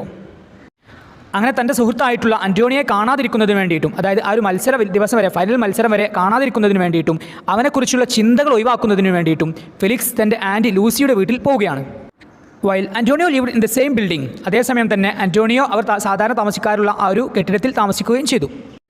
Then the day before the final match the two friends tried not to remember the other's face from their minds. അങ്ങനെ ആ ഒരു മത്സരത്തിൻ്റെ തലേ ദിവസം ഇവർ രണ്ടുപേരും, Antonio ക്രൂസും Felix വുഗാസും, തങ്ങളുടെ മനസ്സിൽ നിന്ന് മറ്റൊരാളുടെ മുഖം, അതായത് ആന്റോണിയോ ക്രൂസ് ഫെലിക്സ് വുഗാസിനെയും ഫെലിക്സ് വുഗാസ് ആന്റോണിയോ ക്രൂസിനെയും ഓർമ്മിക്കാതിരിക്കാൻ ശ്രമിച്ചു. Then they thought about the punches not to hurt other one. മറ്റുള്ളവനെ വേദനിപ്പിക്കാതെയുള്ള ഇടികളെക്കുറിച്ചായിരുന്നു അവരുടെ ചിന്തകൾ. And both Antonio Cruz and Felix Ugas prayed for victory early and quickly without hurting another one. മറ്റവനെ വേദനിപ്പിക്കാതെയുള്ള നേരത്തെയും പെട്ടെന്നുമുള്ള ഒരു വിജയത്തിനായിട്ട് ഇവർ രണ്ടുപേരും, ആന്റോണിയോ ക്രൂസും ഫെലിക്സ് വുഗാസും പ്രാർത്ഥിക്കുകയും ചെയ്തു. Then on the day of their contest both reached on the boxing ring and began to fight. അങ്ങനെ അവരുടെ മത്സരത്തിൻ്റെ ആ ഒരു ദിവസം ഇവർ രണ്ടുപേരും, ആന്റോണിയോ ക്രൂസും ഫെലിക്സ് വുഗാസും ബോക്സിംഗ് റിംഗിൽ എത്തുകയും പോരാടാൻ തുടങ്ങുകയും ചെയ്തു. Each was trying to win quickly. ഇവർ രണ്ടുപേരും, ആന്റോണിയോ ക്രൂസും ഫെലിക്സ് വുഗാസും പെട്ടെന്നുള്ള വിജയത്തിന് വേണ്ടിയിട്ട് ശ്രമിക്കുകയായിരുന്നു. And at the time of their fight, both the friends fought very strongly and no one could win in the first 2 rounds. അങ്ങനെ അവരുടെ മത്സര സമയത്ത് ഇവർ രണ്ടു സുഹൃത്തുക്കളും, ആന്റോണിയോ ക്രൂസും ഫെലിക്സ് വുഗാസും വളരെ ശക്തമായിട്ട് തന്നെ പോരാടുകയാണ്. ആദ്യ 2 റൗണ്ടുകളിലും ആർക്കും വിജയിക്കാൻ സാധിച്ചില്ല. And there were 3 rounds in the match. ആ ഒരു മത്സരത്തിൽ ആകെ 3 റൗണ്ടുകളായിരുന്നു ഉണ്ടായിരുന്നത്. In the first 2 rounds, Felix began the attack. മത്സരത്തിലെ ആദ്യ 2 റൗണ്ടുകളിലും ഫെലിക്സ് ആയിരുന്നു അവരുടെ ആക്രമണം തുടങ്ങിയത്. In the last round, Antonio started the attack. എന്നാൽ മത്സരത്തിൻ്റെ അവസാന റൗണ്ടിൽ ആന്റോണിയോ ആയിരുന്നു അവൻ്റെ ആക്രമണം തുടങ്ങിയത്. അതായത് ഈ ഒരു 3 റൗണ്ടുകളിൽ ആദ്യ 2 റൗണ്ടിൽ ഫെലിക്സ് ആയിരുന്നു മത്സരം തുടങ്ങിയത്. അതേസമയം തന്നെ 3-ാം റൗണ്ടിൽ മത്സരം തുടങ്ങിയത് ആന്റോണിയോയുമായിരുന്നു. It was the toughest fight in the 3 rounds. മത്സരത്തിൻ്റെ 3 റൗണ്ടുകളിലും ഏറ്റവും ശക്തമായിട്ടുള്ള, ഏറ്റവും കടുപ്പമേറിയ പോരാട്ടമായിരുന്നു. The audience was frightened because of the power of their punches and fight. അവരുടെ പോരാട്ടത്തിൻ്റെയും അവരുടെ പഞ്ചുകളുടെയും ശക്തി കാരണം ആ ഒരു മത്സരം കാണാൻ വന്നിരുന്ന ഓഡിയൻസ് എല്ലാവരും ഭയപ്പെട്ടിരുന്നു. But after the final round, before announcing the winner, both of them have left the ring. എന്നാൽ അതായത് അവരുടെ മത്സരം വളരെ കടുപ്പമേറിയതായിരുന്നു എങ്കിലും 3-ാം റൗണ്ടിന് ശേഷം, അതായത് ഫൈനൽ റൗണ്ടിന് ശേഷം വിജയിയെ പ്രഖ്യാപിക്കുന്നതിന് മുമ്പേ ഇവർ രണ്ടുപേരും, ആന്റോണിയോ ക്രൂസും ഫെലിക്സ് വുഗാസും, ഇവർ രണ്ടുപേരും ആ ഒരു ബോക്സിംഗ് റിംഗ് വിട്ടു പോയിരുന്നു. അതായത് when the announcer was ready to announce the winner, he found he was alone on the ring. The fighters have already left the ring together. അതായത് മത്സരശേഷം വിജയിയെ പ്രഖ്യാപിക്കുന്നതിന് വേണ്ടിയിട്ട് റിംഗിൽ തയ്യാറായ സമയത്ത് അദ്ദേഹം ആ ഒരു റിംഗിൽ തനിച്ചായിരുന്നു. അതായത് ഇവർ രണ്ടുപേരും, ആന്റോണിയോ ക്രൂസും ഫെലിക്സ് വുഗാസും, ആ ഒരു പോരാളികൾ ഇതിനകം തന്നെ ആ ഒരു റിംഗ് വിട്ടുപോയിരുന്നു. It shows both of them give more importance to their friendship. ഇത് കാണിക്കുന്നത് അവർ രണ്ടുപേരും കൂടുതൽ പ്രാധാന്യം കൊടുക്കുന്നത്, ആന്റോണിയോ ക്രൂസും ഫെലിക്സ് വുഗാസും കൂടുതൽ പ്രാധാന്യം നൽകുന്നത് അവരുടെ സൗഹൃദത്തിനാണ് എന്നതാണ്. അതായത് they don't want to beat another one. പരസ്പരം തോൽപ്പിക്കാൻ അവർ ആഗ്രഹിച്ചിരുന്നില്ല.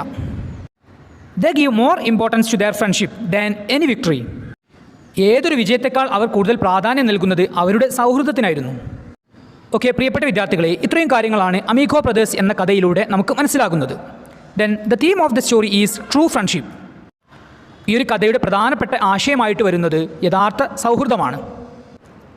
ഇനി നമുക്ക് രണ്ടാം യൂണിറ്റിലെ 3-ാം ചാപ്റ്ററായ ദ അവർ ഓഫ് ട്രൂത്ത് എന്ന നാടകത്തിൻ്റെ സമ്മറി മനസ്സിലാക്കാം.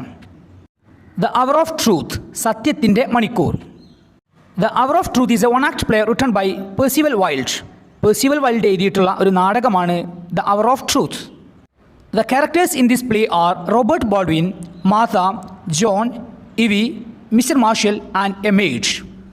ഈ നാടകത്തിലെ കഥാപാത്രങ്ങളാണ് റോബർട്ട് ബോൾഡ്വിൻ, അദ്ദേഹത്തിൻ്റെ ഭാര്യയായ മാർത്ത, ദെൻ അദ്ദേഹത്തിൻ്റെ മകനായ ജോൺ, അദ്ദേഹത്തിൻ്റെ മകളായ Evie, then Mr Marshall and a maid, അതായത് ഒരു ഫീമെയിൽ സെർവൻറ്റ്, ഒരു വീട്ടുജോലിക്കാരി. ഇത്രയും ആളുകളാണ് ഈ ഒരു കഥയിലെ കഥാപാത്രങ്ങൾ. Robert Baldwin is a hero in this play.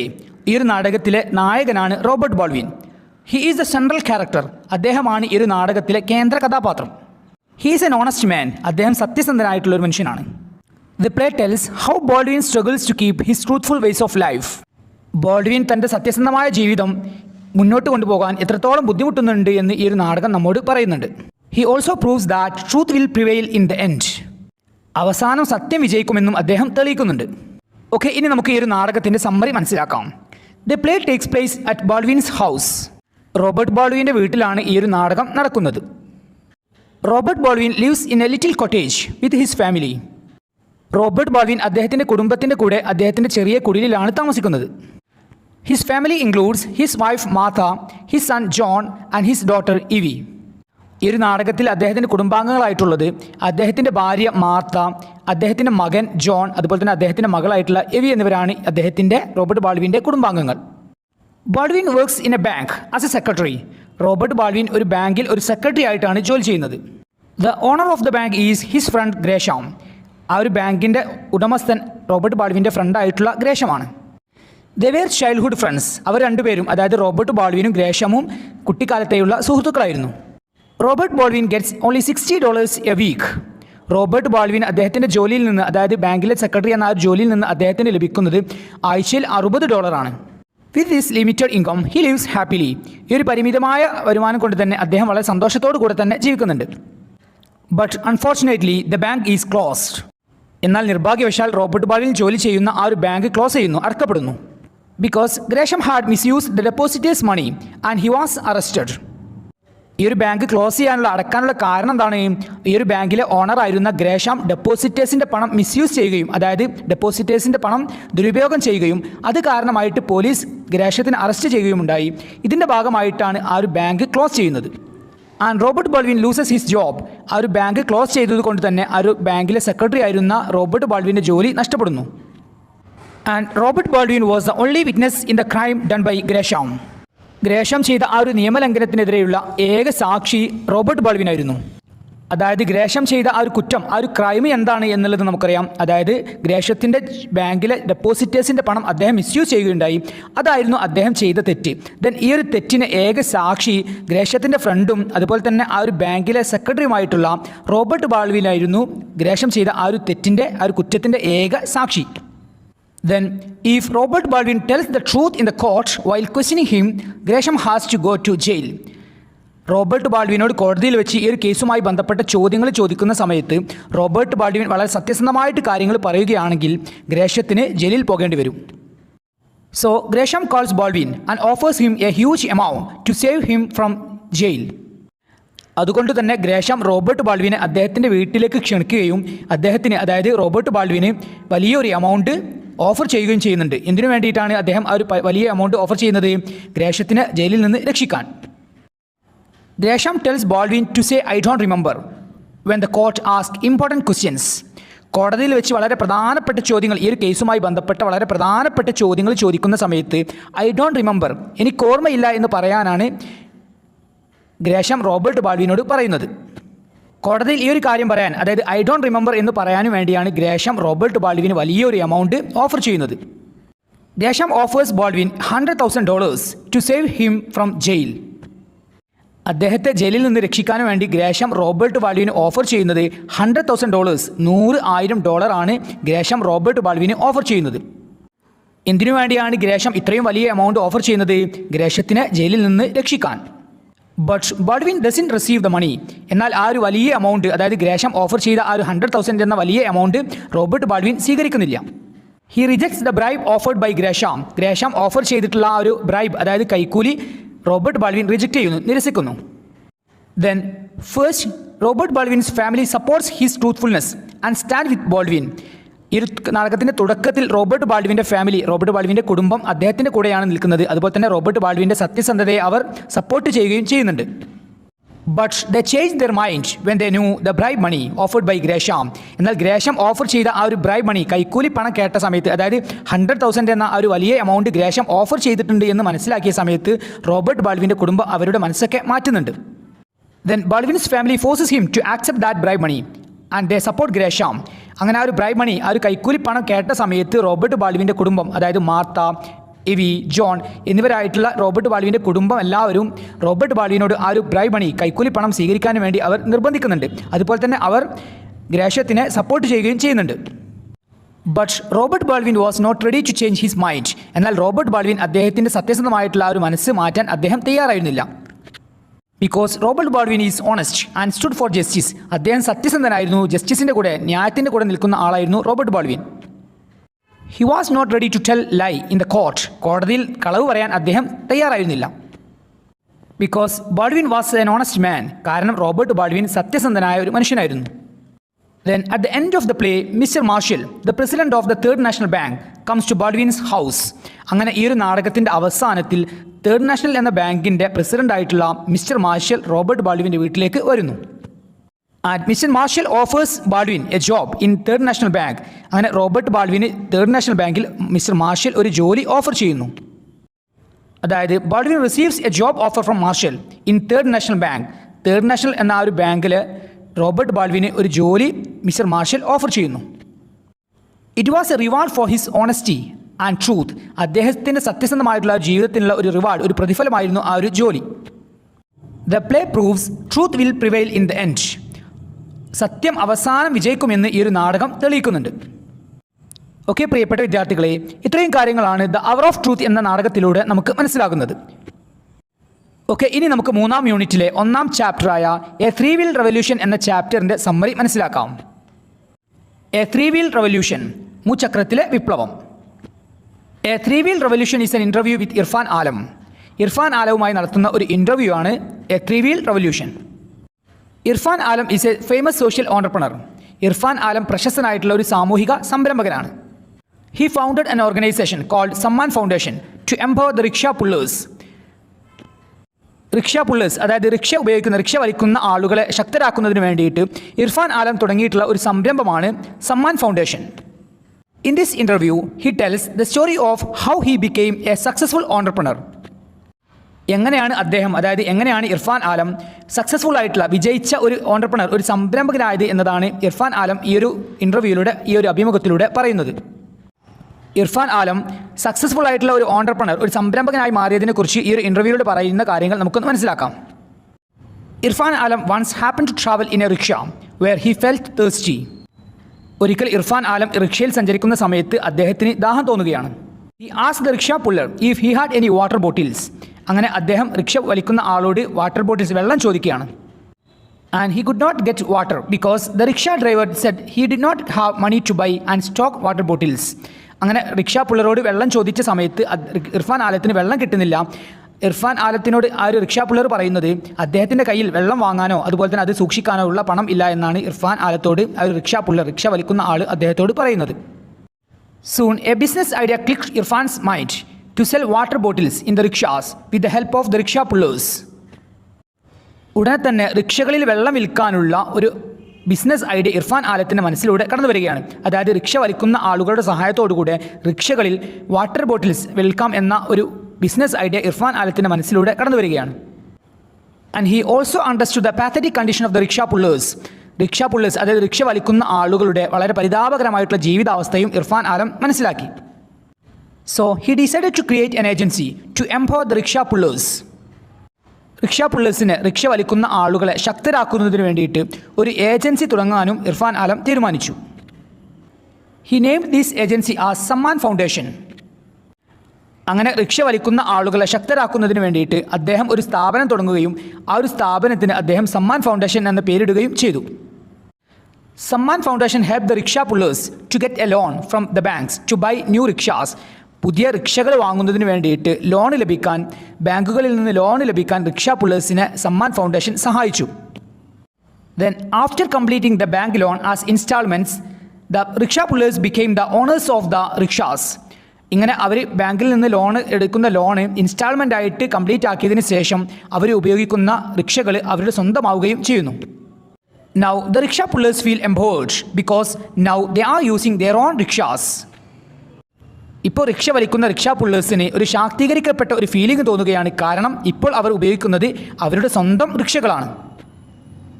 Previously they were using rickshaws by paying rent. ഇതിന് മുമ്പേ അവർ റിക്ഷകൾ ഉപയോഗിച്ചിട്ടുണ്ടായിരുന്നത് റെൻറ്റ് കൊടുത്ത്, വാടക കൊടുത്തായിട്ടായിരുന്നു അവരുടെ റിക്ഷകൾ ഉപയോഗിച്ചിട്ടുണ്ടായിരുന്നത്. അതായത് മറ്റുള്ളവരുടെ റിക്ഷകൾ വാടക എടുത്തുകൊണ്ടായിരുന്നു ഇതിന് മുമ്പേ റിക്ഷാ പുള്ളേഴ്സ് റിക്ഷകൾ ഉപയോഗിച്ചിരുന്നത്. Then there are also other programs to increase the revenue of the rickshaw pullers under Samman Foundation. Rickshaw പുള്ളേഴ്സിനെ, അതായത് റിക്ഷ വലിക്കുന്ന ആളുകളെ സഹായിക്കുന്നതിന് വേണ്ടിയിട്ട്, അവരുടെ വരുമാനം വർദ്ധിപ്പിക്കുന്നതിന് വേണ്ടിയിട്ട് മറ്റു ചില പദ്ധതികളും സമ്മാൻ ഫൗണ്ടേഷന് കീഴിലുണ്ട്.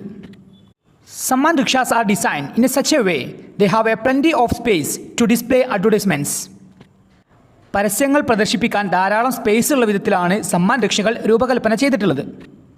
Then the rickshaw pullers can also sell various products in their rickshaws like water bottles, fruit juice, biscuits, newspapers, cell phone, mobile cards, etc. to the passengers. Rickshaw പുള്ളേഴ്സിന് അവരുടെ റിക്ഷകളിൽ വാട്ടർ ബോട്ടിലുകൾ, fruit juice, biscuit, newspapers, cellphone, mobile cards തുടങ്ങിയ വിവിധ ഉൽപ്പന്നങ്ങൾ യാത്രക്കാർക്ക് വിൽക്കാനുമുള്ള അവസരം ഉണ്ടായിരുന്നു. It also increase the overall revenue of the rickshaw pullers. Rickshaw പുള്ളേഴ്സിൻ്റെ മൊത്തത്തിലുള്ള വരുമാനം വർദ്ധിപ്പിക്കാനും ഇത് കാരണമായി. Samman also conducted free evening classes for the children and wives of rickshaw pullers. Rickshaw പുള്ളേഴ്സിൻ്റെ കുട്ടികൾക്കും അതുപോലെ തന്നെ ഭാര്യമാർക്കും സൗജന്യമായിട്ടുള്ള വൈകുന്നേര ക്ലാസ്സുകളും സമ്മാൻ ഫൗണ്ടേഷൻ നടത്തിയിരുന്നു. Then with the help of Samman Foundation, the rickshaw pullers use their own rickshaws and they increase their revenue. അങ്ങനെ സമ്മാൻ ഫൗണ്ടേഷൻ്റെ സഹായത്തോടു കൂടെ റിക്ഷ വലിക്കുന്ന ആളുകൾ, റിക്ഷ പുള്ളേഴ്സ് സ്വന്തം റിക്ഷകൾ ഉപയോഗിക്കുകയും അതുപോലെ തന്നെ അവരുടെ വരുമാനം വർദ്ധിപ്പിക്കുകയും ചെയ്തു. Samman Foundation empower the rickshaw pullers. Samman Foundation rickshaw പുള്ളേഴ്സിനെ ശക്തരാക്കി. ഓക്കെ, പ്രിയപ്പെട്ട വിദ്യാർത്ഥികളെ, ഇത്രയും കാര്യങ്ങളാണ് എ ത്രീ വീൽ റവല്യൂഷൻ എന്ന അഭിമുഖത്തിലൂടെ നമുക്ക് മനസ്സിലാകുന്നത്. And Irfan Alam advises the students to take up entrepreneurship as a career. സംരംഭകത്വം ഒരു കരിയറായിട്ട് സ്വീകരിക്കാനും ഇർഫാൻ ആലം വിദ്യാർത്ഥികളെ ഉപദേശിക്കുന്നുണ്ട്.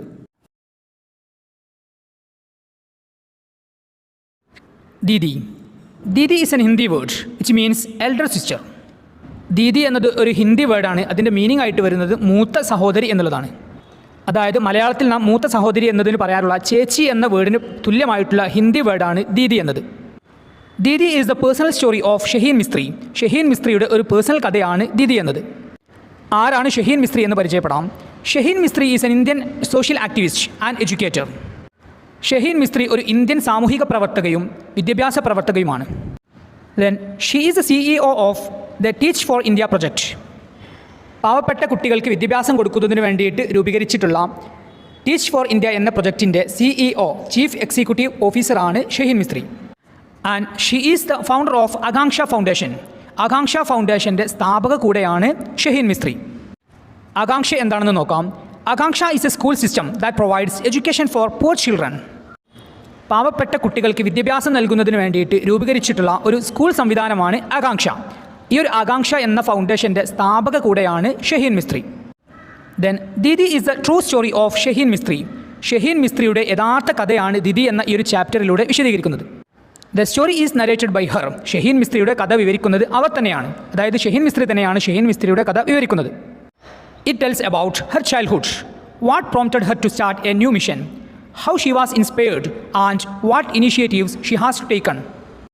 ദീദി എന്ന ഈ ഒരു ചാപ്റ്ററിലൂടെ ഷഹീൻ മിസ്ത്രി വിവരിക്കുന്നത് അവളുടെ, അതായത് ഷഹീൻ മിസ്ത്രിയുടെ കുട്ടിക്കാലത്തെക്കുറിച്ചും ഒരു പുതിയ ദൗത്യം, അതായത് ഒരു പുതിയ സംരംഭം ആരംഭിക്കാൻ അവളെ പ്രേരിപ്പിച്ചത് എന്താണ് എന്നുള്ളതും അവർ മുൻകൈയെടുത്തുകൊണ്ട് തുടങ്ങിയിട്ടുള്ള ഒരു ദൗത്യം, ഒരു സംരംഭത്തെക്കുറിച്ചുമാണ് ഷഹീൻ മിസ്ത്രി ഈ ഒരു ചാപ്റ്ററിലൂടെ വിശദീകരിക്കുന്നത്.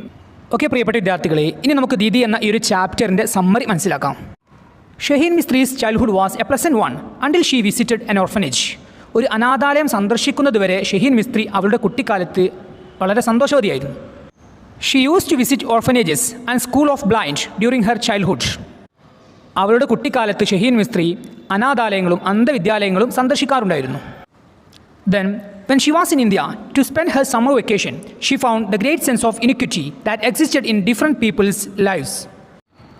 അവളുടെ വേനൽ അവധിക്കാലം ചെലവഴിക്കാൻ അവൾ ഇന്ത്യയിലായിരുന്ന സമയത്ത് വ്യത്യസ്തമായിട്ടുള്ള ആളുകളുടെ ജീവിതത്തിൽ നിലനിന്നിരുന്ന വലിയ അസമത്വബോധം അവൾ കണ്ടെത്തുകയാണ്. അതായത് ഇന്ത്യയിൽ നിലനിന്നിരുന്ന ചില അസമത്വങ്ങൾ അവൾ കാണുകയാണ്. അതായത് there were poor children begging on the road. റോഡിൽ ഭിക്ഷ യാചിക്കുന്ന പാവപ്പെട്ട കുട്ടികളുണ്ടായിരുന്നു. There were piles of wasted food as well as poverty. പായാക്കി കളയുന്ന ഭക്ഷണത്തിൻ്റെ കൂമ്പാരങ്ങളും അതേസമയത്ത് തന്നെ ദാരിദ്ര്യവും ഇന്ത്യയിൽ ഉണ്ടായിരുന്നു. Slums of Mumbai and very big buildings were seen by her. അതുപോലെ തന്നെ മുംബൈയിലെ ചേരി പ്രദേശങ്ങളും അതിൻ്റെ സമീപത്തായിട്ട് വലിയ കെട്ടിടങ്ങളും അവർ കണ്ടു. Her occasional visits to Mumbai familiarised her with the life of poor children who had to beg to make living. ഇടയ്ക്കിടെയുള്ള ഷഹീൻ മിസ്ത്രിയുടെ മുംബൈ സന്ദർശന സമയങ്ങളിൽ ജീവിക്കാൻ വേണ്ടി യാചിക്കുന്ന പാവപ്പെട്ട കുട്ടികളെ ഷഹീൻ മിസ്ത്രി കാണുകയാണ്. One day Har taxi stopped at A traffic signal. അങ്ങനെ ഒരു ദിവസം അവളുടെ ടാക്സി ഒരു ട്രാഫിക് സിഗ്നലിൽ നിൽക്കുകയാണ്. That time 3 children ran up to her. ആ ഒരു സമയത്ത് അവളുടെ ടാക്സി ആ ഒരു ട്രാഫിക് സിഗ്നലിൽ നിൽക്കുന്ന സമയത്ത് 3 കുട്ടികൾ അവളുടെ അടുത്തേക്ക് ഓടി വരികയാണ്. They were begging and smiling. ആ 3 കുട്ടികളും ആ 3 പാവപ്പെട്ട കുട്ടികളും ചിരിച്ചുകൊണ്ട് യാചിക്കുകയായിരുന്നു. At this point, Shaheen Mistry felt that she can do something to improve their lives. ഇങ്ങനെ വേദനയേറിയ ഒരു അനുഭവം ഷഹീൻ മിസ്ത്രിക്ക് ഉണ്ടായ സമയത്ത് ഷഹീൻ മിസ്ത്രിക്ക് തോന്നുകയാണ് ഇങ്ങനെയുള്ള കുട്ടികളുടെ ജീവിതം മെച്ചപ്പെടുത്താൻ തനിക്ക് സാധിക്കുമെന്നുള്ളത്. She decided to take a bold step to live in India and do something for poor children in India. അങ്ങനെ ഇന്ത്യയിൽ താമസിക്കാനും ഇന്ത്യയിലുള്ള പാവപ്പെട്ട കുട്ടികൾക്ക് വേണ്ടി എന്തെങ്കിലും ചെയ്യുക എന്നുള്ളതുമായിട്ടുള്ള ധീരമായിട്ടുള്ള ഒരു ചുവടുവെപ്പ് നടത്താൻ ഷഹീൻ മിസ്ത്രി തീരുമാനിക്കുന്നു. She wanted to improve the condition of poor children in India. ഇന്ത്യയിലെ പാവപ്പെട്ട കുട്ടികളുടെ അവസ്ഥ മെച്ചപ്പെടുത്താൻ അവൾ ആഗ്രഹിച്ചു. When she expressed her desire to her parents, they agreed on 2 conditions. അങ്ങനെ ഷഹീൻ മിസ്ത്രി അവളുടെ ആഗ്രഹങ്ങൾ, അതായത് ഇന്ത്യയിൽ താമസിക്കാനും ഇന്ത്യയിലുള്ള പാവപ്പെട്ട കുട്ടികൾക്ക് വേണ്ടിയിട്ട് എന്തെങ്കിലും ചെയ്യുക എന്നുള്ളതുമായിട്ടുള്ള അവളുടെ ആഗ്രഹങ്ങൾ അവളുടെ രക്ഷിതാക്കളെ അറിയിച്ച സമയത്ത് അവളുടെ രക്ഷിതാക്കൾ അവളുടെ ആഗ്രഹങ്ങൾ 2 വ്യവസ്ഥകളുടെ അടിസ്ഥാനത്തിൽ അംഗീകരിക്കുകയാണ്. എന്തൊക്കെയായിരുന്നു ഷഹീൻ മിസ്ത്രിയുടെ രക്ഷിതാക്കളുടെ നിബന്ധനകളെന്ന് നോക്കാം. She would get admission into a good undergraduate college. ഡിഗ്രിക്ക് പഠിക്കുന്നതിന് വേണ്ടിയിട്ട്, അതായത് ബിരുദ പഠനത്തിന് വേണ്ടിയിട്ട് ഇന്ത്യയിലെ നല്ല ഒരു കോളേജിൽ അഡ്മിഷൻ എടുക്കണം എന്നുള്ളതായിരുന്നു ഷഹീൻ മിസ്ത്രിയുടെ രക്ഷിതാക്കളുടെ ഒന്നാമത്തെ നിബന്ധന. Later, she would travel abroad for her graduate degree. അവളുടെ ബിരുദ പഠനത്തിന് ശേഷം, അതായത് ഡിഗ്രി കംപ്ലീറ്റ് ആക്കിയതിന് ശേഷം ബിരുദാനന്തര ബിരുദത്തിനായി, അതായത് PG പഠിക്കുന്നതിന് വേണ്ടിയിട്ട് വിദേശ രാജ്യങ്ങളിൽ പോകണം എന്നുള്ളതായിരുന്നു രക്ഷിതാക്കളുടെ രണ്ടാമത്തെ നിബന്ധന. So she decided to do her graduation in India. അങ്ങനെ ഷഹീൻ മിസ്ത്രി ഇന്ത്യയിൽ വെച്ച് ഡിഗ്രി പൂർത്തിയാക്കാൻ തീരുമാനിച്ചു. She got admission in Saint Xavier's College for graduation. അങ്ങനെ ഗ്രാജുവേഷൻ, അതായത് ഡിഗ്രി പൂർത്തിയാക്കാൻ വേണ്ടി സെൻറ്റ് സാവിയേഴ്സ് എന്ന കോളേജിൽ അവൾക്ക് അഡ്മിഷൻ ലഭിച്ചു. Since she was not happy with the bookish system of education, she decided to go out into the world. Bookish system of education, അതായത് പുസ്തകങ്ങളെ മാത്രം കേന്ദ്രീകരിച്ചിട്ടുള്ള വിദ്യാഭ്യാസ സമ്പ്രദായത്തിൽ അവൾ സന്തുഷ്ടയല്ലാത്തതിനാൽ തന്നെ ഷഹീൻ മിസ്ത്രി പുസ്തകങ്ങൾക്ക് പുറമേയുള്ള ലോകത്തേക്ക് പോകാൻ തീരുമാനിച്ചു.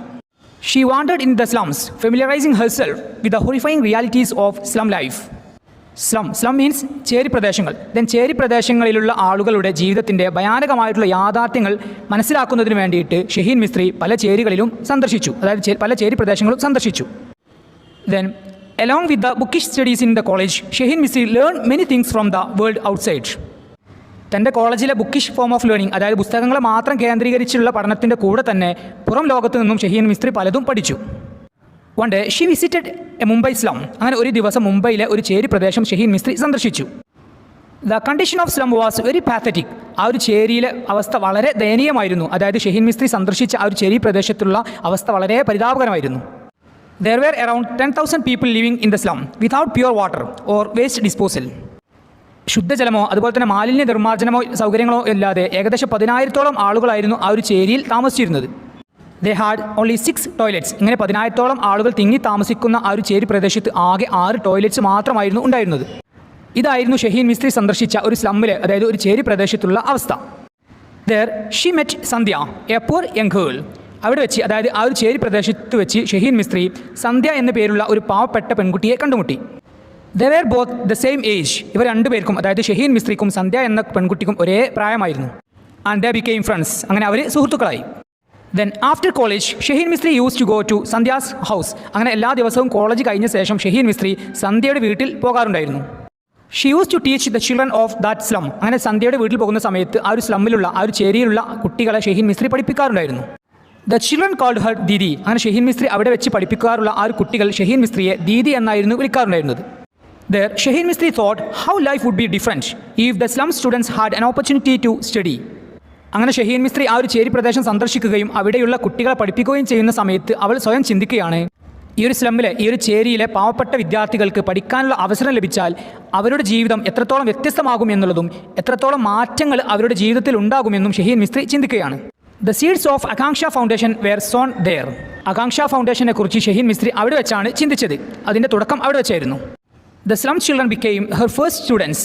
ആ ഒരു ചേരിയിലെ കുട്ടികൾ അവളുടെ ആദ്യ വിദ്യാർത്ഥികളായി മാറി. And Shaheen Mistry to care of the poor children and started teaching them. അങ്ങനെ ഷഹീൻ മിസ്ത്രി അവിടെയുള്ള ആ ഒരു ചേരിയിലെ പാവപ്പെട്ട കുട്ടികളെ പരിപാലിക്കുകയും അവരെ പഠിപ്പിക്കാനും തുടങ്ങുകയും ചെയ്തു.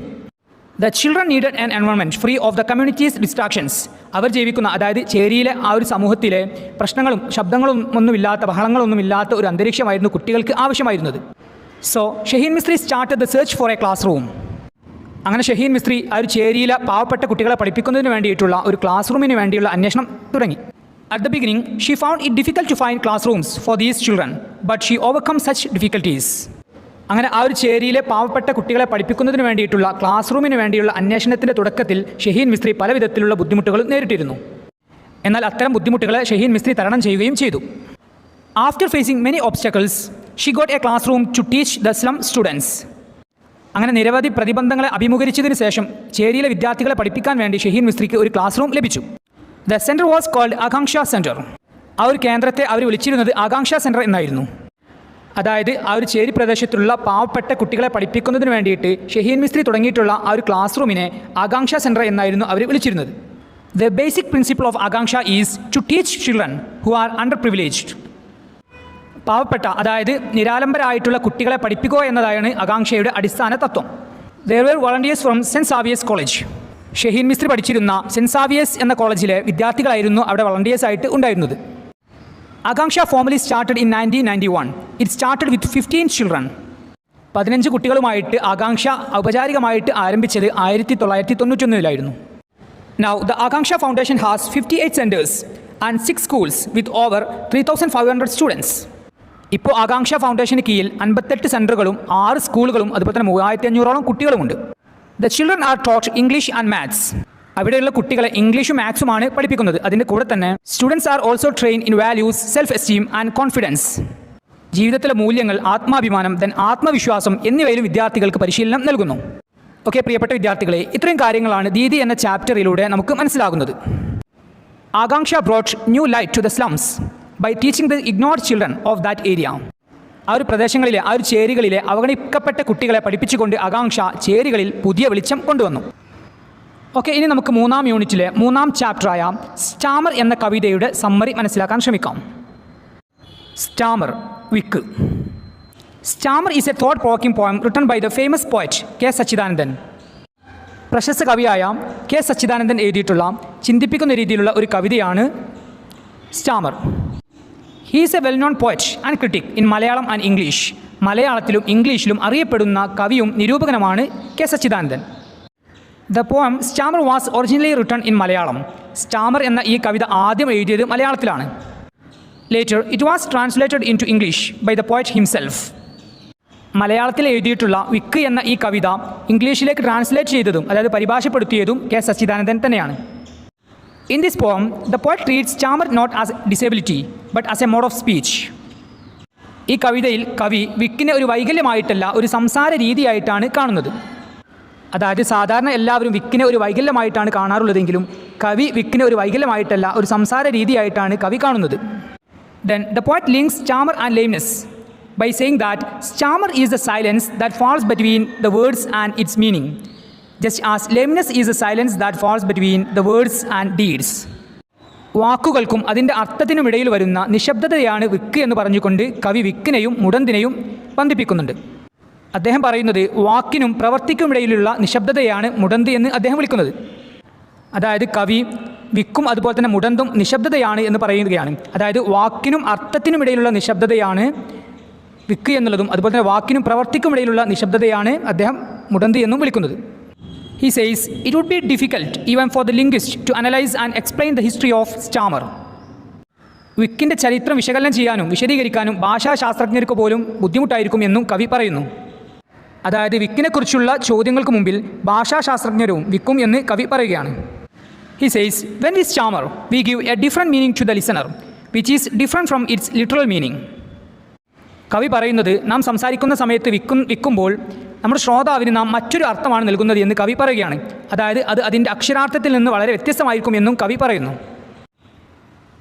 അതായത് നാം സംസാരിക്കുന്ന സമയത്ത് വിക്കുന്ന സമയത്ത് നാം ആരോടാണോ സംസാരിക്കുന്നത് അവർ മറ്റൊരു കാര്യമായിരിക്കും കേൾക്കുന്നത് എന്ന് കവി പറയുന്നു. Then the poet considers stammer as a sacrifice to the god of meanings. വിക്ക് എന്നുള്ളത് അർത്ഥങ്ങളുടെ ദൈവത്തിനുള്ള ഒരു ബലിയാണ് എന്നും കവി പറയുന്നു. Then the poet says, when a person stammer, he is offering a sacrifice to the god of meanings. കവി പറയുന്നത് ഒരാൾ വിക്കുന്ന സമയത്ത് അർത്ഥങ്ങളുടെ ദൈവങ്ങൾക്ക് അദ്ദേഹം ഒരു ത്യാഗം, ഒരു ബലി നൽകുകയാണ് എന്ന് കവി പറയുന്നു. If all people stammer, it will be considered as their mother tongue. Then എല്ലാ ആളുകളും വിക്കുന്ന സമയത്ത് ആ ഒരു വിക്ക് അവരുടെ മാതൃഭാഷയായി മാറും എന്നും കവി പറയുന്നു. Then the poet says that the god must have stammered when he created man. മനുഷ്യനെ സൃഷ്ടിച്ച സമയത്ത് ദൈവവും വിക്കിയിട്ടുണ്ട് എന്ന് കവി പറയുകയാണ്. He justifies this argument by saying that all words of man have different meanings.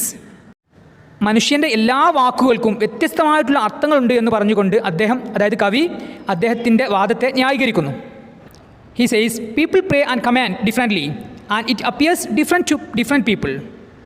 Then ആളുകൾ വ്യത്യസ്തമായിട്ടുള്ള രീതിയിൽ പ്രാർത്ഥിക്കുകയും കൽപ്പിക്കുകയും ചെയ്യുന്നു എന്ന് കവി പറയുന്നു. അത് വ്യത്യസ്തമായിട്ടുള്ള ആളുകൾക്ക് വ്യത്യസ്തമായ രീതിയിലായിരിക്കും എന്നും കവി പറയുന്നു. At last, he compares stammer with poetry.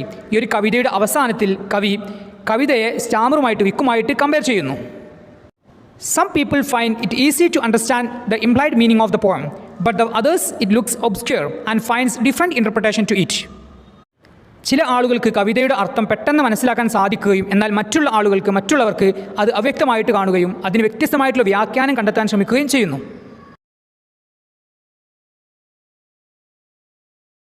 When a sapling is planted, ഒരു തൈ നടുമ്പോൾ. When a sapling is planted is the Nobel Prize acceptance speech by Wangari Maathai. വങ്കാരി മത്തായിയുടെ നോബൽ പ്രൈസ് സ്വീകരിക്കുന്ന സമയത്തുള്ള ഒരു പ്രസംഗമാണ് when a sapling is planted എന്നത്. Wangari Maathai was a Kenyan environmentalist and political activist. കെനിയയിൽ നിന്നുള്ള ഒരു പരിസ്ഥിതി പ്രവർത്തകയും രാഷ്ട്രീയ പ്രവർത്തകയുമായിരുന്നു Wangari Maathai. She is the first African woman who received Nobel prize. Nobel prize സമ്മാനം ലഭിക്കുന്ന ആദ്യത്തെ ആഫ്രിക്കൻ വനിതയാണ് Wangari Maathai. She got Nobel prize in 2004 for her contribution to the sustainable development, tree planting, peace and democracy. Sustainable development, സുസ്ഥിര വികസനം, then വൃക്ഷത്തൈകൾ നടൽ, സമാധാനം, ജനാധിപത്യം എന്നിവയ്ക്കുള്ള വങ്കാരി മത്തായിയുടെ സംഭാവനകൾക്കാണ് 2004 അവർക്ക് നോബൽ പ്രൈസ് ലഭിക്കുന്നത്. She founded the Green Belt Movement to focus on the planting of trees, environmental conservation and women's rights. മരങ്ങൾ നട്ടുപിടിപ്പിക്കൽ, പരിസ്ഥിതി സംരക്ഷണം, സ്ത്രീകളുടെ അവകാശങ്ങൾ തുടങ്ങിയ കാര്യങ്ങൾ ശ്രദ്ധ കേന്ദ്രീകരിക്കുന്നതിന് വേണ്ടിയിട്ട് വങ്കാരി മത്തായി ആരംഭിച്ചിട്ടുള്ള ഒരു പ്രസ്ഥാനമാണ് ഗ്രീൻ ബെൽറ്റ് മൂവ്മെൻറ്റ്. ഓക്കെ, ഇനി നമുക്ക് when a sapling is planted എന്ന പ്രസംഗത്തിൻ്റെ സമ്മറി മനസ്സിലാക്കാം. In the speech വങ്കാരി Mathai tells the importance of tree planting and the need of protecting the nature. മരങ്ങൾ നടുന്നതിൻ്റെ പ്രാധാന്യവും പ്രകൃതിയെ സംരക്ഷിക്കേണ്ടതിൻ്റെ ആവശ്യകതയെക്കുറിച്ചുമാണ് വങ്കാരി മത്തായി ഈ ഒരു പ്രസംഗത്തിലൂടെ പറയുന്നത്. She expresses her sensitive and reverential love for nature. പ്രകൃതിയോടുള്ള അവരുടെ ആദരവും സ്നേഹവുമാണ് ഈ ഒരു പ്രസംഗത്തിലൂടെ വങ്കാരി മത്തായി പ്രകടിപ്പിക്കുന്നത്. She dedicates the Nobel prize to the women and children of Kenya. കെനിയയിലെ സ്ത്രീകൾക്കും കുട്ടികൾക്കുമായിട്ടാണ് വങ്കാരി മത്തായി അവരുടെ നൊബേൽ പ്രൈസ് സമർപ്പിക്കുന്നത്. She speaks of the various environmental damages and their effects on the life of rural people. വ്യത്യസ്ത തരത്തിലുള്ള പാരിസ്ഥിതിക നാശങ്ങളെക്കുറിച്ചും ഗ്രാമീണ ജനതയുടെ ജീവിതത്തിൽ അവ ഉണ്ടാക്കുന്ന പ്രത്യാഘാതങ്ങളെക്കുറിച്ചുമാണ് വങ്കാരി മത്തായി ഈ ഒരു പ്രസംഗത്തിലൂടെ സംസാരിക്കുന്നത്. She spoke from her childhood experiences and observations of nature in rural Kenya. കെനിയയിലെ ഗ്രാമീണ മേഖലയിലെ തൻ്റെ ബാല്യകാല അനുഭവങ്ങളെക്കുറിച്ച് അവർ സംസാരിക്കുന്നുണ്ട്. As she was growing up she notice that the forest being cleared and were replaced by commercial plantations. കാടുകൾ വെട്ടി നശിപ്പിക്കുന്നതും പകരം വാണിജ്യ ആവശ്യത്തിനുള്ള മരങ്ങൾ വെച്ച് പിടിപ്പിക്കുന്നതും അവർ അവരുടെ കുട്ടിക്കാലത്ത് ശ്രദ്ധിച്ചിരുന്നു. അതായത് കാടുകൾ വെട്ടി നശിപ്പിക്കുന്നതിനും പകരം വാണിജ്യാവശ്യത്തിനുള്ള റബ്ബർ പോലെയുള്ള മരങ്ങൾ വച്ചുപിടിപ്പിക്കുന്നതിനും വങ്കാരി മത്തായി കുട്ടിക്കാലത്ത് സാക്ഷിയായിരുന്നു. This destroyed the local biodiversity and the ability of the forest to conserve water. ഇങ്ങനെയുള്ള മനുഷ്യന്മാരുടെ പ്രവൃത്തികൾ ആ ഒരു പ്രദേശത്തുള്ള ജൈവ വൈവിധ്യത്തെയും ജലം സംരക്ഷിക്കാനുള്ള വനങ്ങളുടെ കഴിവിനെയും നശിപ്പിച്ചു. As a result of the large-scale deforestation, the African women lacked firewood, clean drinking water, balanced diets, shelter and income. വലിയ രീതിയിലുള്ള വനനശീകരണത്തിൻ്റെ ഫലമായിട്ട് ആഫ്രിക്കയിലുള്ള സ്ത്രീകൾക്ക് വിറക്, ശുദ്ധമായിട്ടുള്ള കുടിവെള്ളം, സമീകൃതാഹാരം, പാർപ്പിടം, വരുമാനം തുടങ്ങിയവയെല്ലാം ഇല്ലാതായി. In Africa, women are the primary caretakers. They till the land and feed their families. കൃഷി ചെയ്യുകയും കുടുംബങ്ങളെ പോറ്റുകയും തുടങ്ങിയിട്ടുള്ള പ്രാഥമികമായിട്ടുള്ള കാര്യങ്ങളെല്ലാം കുടുംബങ്ങളിൽ വഹിച്ചിരുന്നത് ആഫ്രിക്കയിൽ സ്ത്രീകളായിരുന്നു. In her opinion, the introduction of commercial farming causes much damage to the environment. അവരുടെ അഭിപ്രായത്തിൽ വാണിജ്യാവശ്യത്തിനുള്ള കൃഷികൾ പരിസ്ഥിതിക്ക് വലിയ ആഘാതങ്ങളുണ്ടാക്കി. It would replace the household food crops. അങ്ങനെ അത് ഗാർഹിക ആവശ്യത്തിലുള്ള ഭക്ഷ്യവിളകളെ ഇല്ലാതാക്കി. അതായത് വാണിജ്യാവശ്യത്തിനുള്ള റബ്ബർ പോലെയുള്ള കൃഷികൾ ഭക്ഷ്യ ആവശ്യത്തിനുള്ള ഭക്ഷ്യവിളകളെ ഇല്ലാതാക്കി. In short, when the environment is destroyed, plundered and mismanaged, quality of life is undermined. ചുരുക്കത്തിൽ പരിസ്ഥിതിയെ നശിപ്പിക്കുകയും കൊള്ളയടിക്കുകയും ദുരുപയോഗം ചെയ്യുകയും ചെയ്യുന്ന സമയത്ത് നമ്മുടെ ജീവിത നിലവാരം തകരുകയും ചെയ്യുന്നു. Planting trees is the only lasting remedy to address this issue. ഈ ഒരു പ്രശ്നം പരിഹരിക്കാനുള്ള ഒരേ ഒരു വഴി, ശാശ്വതമായിട്ടുള്ള ഒരു വഴി മരങ്ങൾ നടുക എന്നത് മാത്രമാണ്. വങ്കാരി Mathai together with the members and activist of green Belt movement planted over 30 million trees. അങ്ങനെ വങ്കാരി മത്തായി ഗ്രീൻ ബെൽറ്റ് മൂവ്മെൻറ്റിൻ്റെ അംഗങ്ങളുടെയും പ്രവർത്തകരുടെയും സഹായത്താൽ ഏകദേശം 30 ദശലക്ഷത്തോളം വൃക്ഷത്തൈകൾ നട്ടുപിടിപ്പിച്ചു. This created employment and improved soil and watershed. ഈ ഒരു പ്രവൃത്തി, അതായത് 30 ദശലക്ഷത്തോളം മരങ്ങൾ വെച്ചുപിടിപ്പിക്കുക എന്നുള്ള ഈ ഒരു പ്രവൃത്തി തൊഴിലവസരങ്ങൾ സൃഷ്ടിക്കുകയും മണ്ണിൻ്റെയും വെള്ളത്തിൻ്റെയും ക്വാളിറ്റി മെച്ചപ്പെടുത്തുകയും ചെയ്തു. വങ്കാരി Mathai says that it is high time humanity stopped threatening its life support system and took initiative to heal the wounds of Mother Earth. മനുഷ്യരാശി അതിൻ്റെ ജീവൻ രക്ഷാ സംവിധാനത്തെ ഭീഷണിപ്പെടുത്തുന്നതും നശിപ്പിക്കുന്നതുമായിട്ടുള്ള പ്രവൃത്തികൾ അവസാനിപ്പിച്ച് ഭൂമിയെ സംരക്ഷിക്കാൻ മുൻകൈയെടുക്കേണ്ട സമയം അതിക്രമിച്ചിരിക്കുന്നു എന്ന് വങ്കാരി മത്തായി പറയുന്നു. She firmly believes that there can be no development without sustainable management of the environment in a democratic and peaceful space. ജനാധിപത്യപരവും സമാധാനപരവുമായിട്ടുള്ള ഒരു സ്ഥലത്ത് പരിസ്ഥിതിയുടെ സുസ്ഥിര മാനേജ്മെൻറ്റ് ഇല്ലാതെ ഒരു വികസനവും സാധ്യമല്ല എന്ന് അവർ ഉറച്ചു വിശ്വസിക്കുന്നു. So she exhorts world leaders to expand democratic space and to ensure fair societies. ജനാധിപത്യ ഇടം വികസിപ്പിക്കാനും നിയുക്തമായിട്ടുള്ള സമൂഹങ്ങൾ, നല്ല സമൂഹങ്ങൾ ഉറപ്പാക്കാനും അവർ ലോക നേതാക്കളെ ഉദ്ബോധിപ്പിക്കുന്നു. She also calls on the young generation to contribute towards bringing back the biodiversity of the past. പഴയകാല ജൈവ വൈവിധ്യം, അതായത് പ്രകൃതിയുടെ ജൈവ വൈവിധ്യത്തെ തിരികെ കൊണ്ടുവരാൻ യുവതലമുറയോട് അവർ ആഹ്വാനം ചെയ്യുന്നു. So that in the future our children can enjoy the world of beauty and wonder. അങ്ങനെ നമ്മുടെ പ്രകൃതിക്ക് നഷ്ടപ്പെട്ടിട്ടുള്ള പഴയ ജൈവ വൈവിധ്യങ്ങൾ കൊണ്ടുവരുന്നതിലൂടെ കുട്ടികൾക്ക് കൂടുതൽ ജീവിതം ആസ്വദിക്കാൻ സാധിക്കുമെന്ന് വങ്കാരി മത്തായി ഈ ഒരു പ്രസംഗത്തിൻ്റെ അവസാന ഭാഗത്ത് പറയുന്നു. ഓക്കെ, പ്രിയപ്പെട്ട വിദ്യാർത്ഥികളെ, ഇത്രയും കാര്യങ്ങളാണ് വങ്കാരി മത്തായിയുടെ when a sapling is planted എന്ന സ്പീച്ചിലൂടെ നമുക്ക് മനസ്സിലാകുന്നത്. ഓക്കെ, പ്രിയപ്പെട്ട വിദ്യാർത്ഥികളെ, ഇനി നമുക്ക് 4ാം യൂണിറ്റിലെ 2ാം ചാപ്റ്ററായ റൈസ് എന്ന കവിതയുടെ സമ്മറി മനസ്സിലാക്കാം. റൈസ്, നെല്ല്. Rice is a poem written by Chemmanam Chacko. Chemmanam Chacko എഴുതിയിട്ടുള്ള കവിതയാണ് റൈസ്, നെല്ല്. This poem is a satire on changing attitude of Kerala farmers. കേരളത്തിലെ കർഷകരുടെ മാറിക്കൊണ്ടിരിക്കുന്ന മനോഭാവത്തെക്കുറിച്ചുള്ള ആക്ഷേപഹാസ്യമാണ് ഈ ഒരു കവിത. That is from food crops to cash crops. ഭക്ഷ്യവിളയിൽ നിന്ന് നാണ്യവിളയിലേക്കുള്ള ആ ഒരു മാറ്റം. That is from paddy fields to rubber trees and arecanut palms. അതായത് ഭക്ഷ്യവിളയായ നെൽകൃഷിയിൽ നിന്ന് റബ്ബർ, ദെൻ അടയ്ക്ക തുടങ്ങിയ നാണ്യവിളയിലേക്കുള്ള കർഷകരുടെ മാറ്റത്തെ കളിയാക്കിക്കൊണ്ട് പരിഹാസ്യ രൂപത്തിലൂടെ അവതരിപ്പിക്കുന്നതാണ് ഈ ഒരു കവിത. ഓക്കെ, ഈ ഒരു കവിതയുടെ സമ്മറി മനസ്സിലാക്കാം. The son of a rice farmer has gone to North India to do a research on making toys with husk. കേരളത്തിലെ ഒരു കർഷകൻ്റെ മകൻ ഉമികൊണ്ട് കളിപ്പാട്ടങ്ങൾ ഉണ്ടാക്കുന്നതിനെക്കുറിച്ച് ഒരു ഗവേഷണം നടത്താൻ ഉത്തരേന്ത്യയിലേക്ക് പോയിട്ടുണ്ടായിരുന്നു. As a son of a rice farmer, he had a plenty of husk at home and also in the homes nearby. ഒരു നെൽകർഷകൻ്റെ മകൻ എന്ന നിലയിൽ അദ്ദേഹത്തിൻ്റെ വീട്ടിലും അതുപോലെ തന്നെ അദ്ദേഹത്തിൻ്റെ സമീപ വീടുകളിലും അദ്ദേഹത്തിൻ്റെ നാട്ടിലും ധാരാളം ഉമി ഉണ്ടായിരുന്നു. He works hard for 4 years and finally gets a doctorate on making toys with husk. അങ്ങനെ ഉമികൊണ്ട് കളിപ്പാട്ടങ്ങൾ ഉണ്ടാക്കുക എന്ന ആ ഒരു വിഷയത്തെക്കുറിച്ച് അദ്ദേഹം വളരെ കഠിനമായിട്ട് ആ ഒരു ഗവേഷണം നടത്തുകയും അങ്ങനെ 4 വർഷത്തിന് ശേഷം ആ ഒരു വിഷയത്തിൽ അദ്ദേഹത്തിന് ഡോക്ടറേറ്റ് ലഭിക്കുകയും ചെയ്തു. He was eating only chapati day after day in that 4 years of his research in North India. അങ്ങനെ ഉത്തരേന്ത്യയിൽ വെച്ച് അദ്ദേഹം ഗവേഷണം നടത്തുന്ന സമയത്ത് ആ ഒരു 4 വർഷവും, അതായത് 4 വർഷത്തോളമാണ് അദ്ദേഹം അവിടെ ഗവേഷണം നടത്തുന്നത്. ആ ഒരു 4 വർഷവും അദ്ദേഹം ഭക്ഷിച്ചിട്ടുണ്ടായിരുന്നത് ചപ്പാത്തി മാത്രമായിരുന്നു. He was board with eating chapati every day. അങ്ങനെ എല്ലാ ദിവസവും ആ ഒരു 4 വർഷത്തിൽ എല്ലാ ദിവസവും ചപ്പാത്തി കഴിച്ച് അദ്ദേഹത്തിന് ചപ്പാത്തി ആകെ മടുത്തിട്ടുണ്ടായിരുന്നു. And he feels eager to eat Athikkira rice. അദ്ദേഹത്തിന് അതിക്കിര ചോറ് കഴിക്കാൻ വല്ലാത്ത ആഗ്രഹമുണ്ടായിരുന്നു. അതിക്കിര എന്നതുകൊണ്ട് ഉദ്ദേശിക്കുന്നത് കേരളത്തിലെ ഒരു തരം അരിയാണ്. ആ ഒരു അരി കൊണ്ടുണ്ടാക്കിയ ചോറ് തിന്നാൻ അദ്ദേഹത്തിന് വലിയ ആഗ്രഹമുണ്ടായിരുന്നു. അതായത് ഉത്തരേന്ത്യയിൽ വെച്ച് അദ്ദേഹം ഗവേഷണം നടത്തുന്ന ആ ഒരു 4 വർഷവും അദ്ദേഹം ചപ്പാത്തി മാത്രമായിരുന്നു കഴിച്ചിട്ടുണ്ടായിരുന്നത്.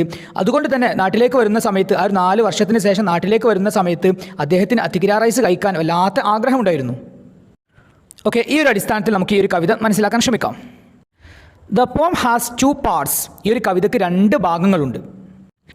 The first part of the പോം shows his expectation on his homeland. ഈ ഒരു കവിതയുടെ ആദ്യ ഭാഗം കാണിക്കുന്നത് അദ്ദേഹത്തിൻ്റെ നാടിനെക്കുറിച്ചുള്ള ഓർമ്മകളാണ്. അതായത് 4 വർഷത്തിന് ശേഷം ഉത്തരേന്ത്യയിൽ നിന്ന് നാട്ടിലേക്ക് വരുന്ന സമയത്ത് നാടിനെക്കുറിച്ചുള്ള അദ്ദേഹത്തിൻ്റെ സങ്കല്പങ്ങളാണ് ഈ ഒരു കവിതയുടെ 1ാം ഭാഗത്തിലൂടെ പറയുന്നത്. The first part of the പോം begins with a nostalgic feeling of him when he returns to his homeland in Kerala after a long years of 4 years.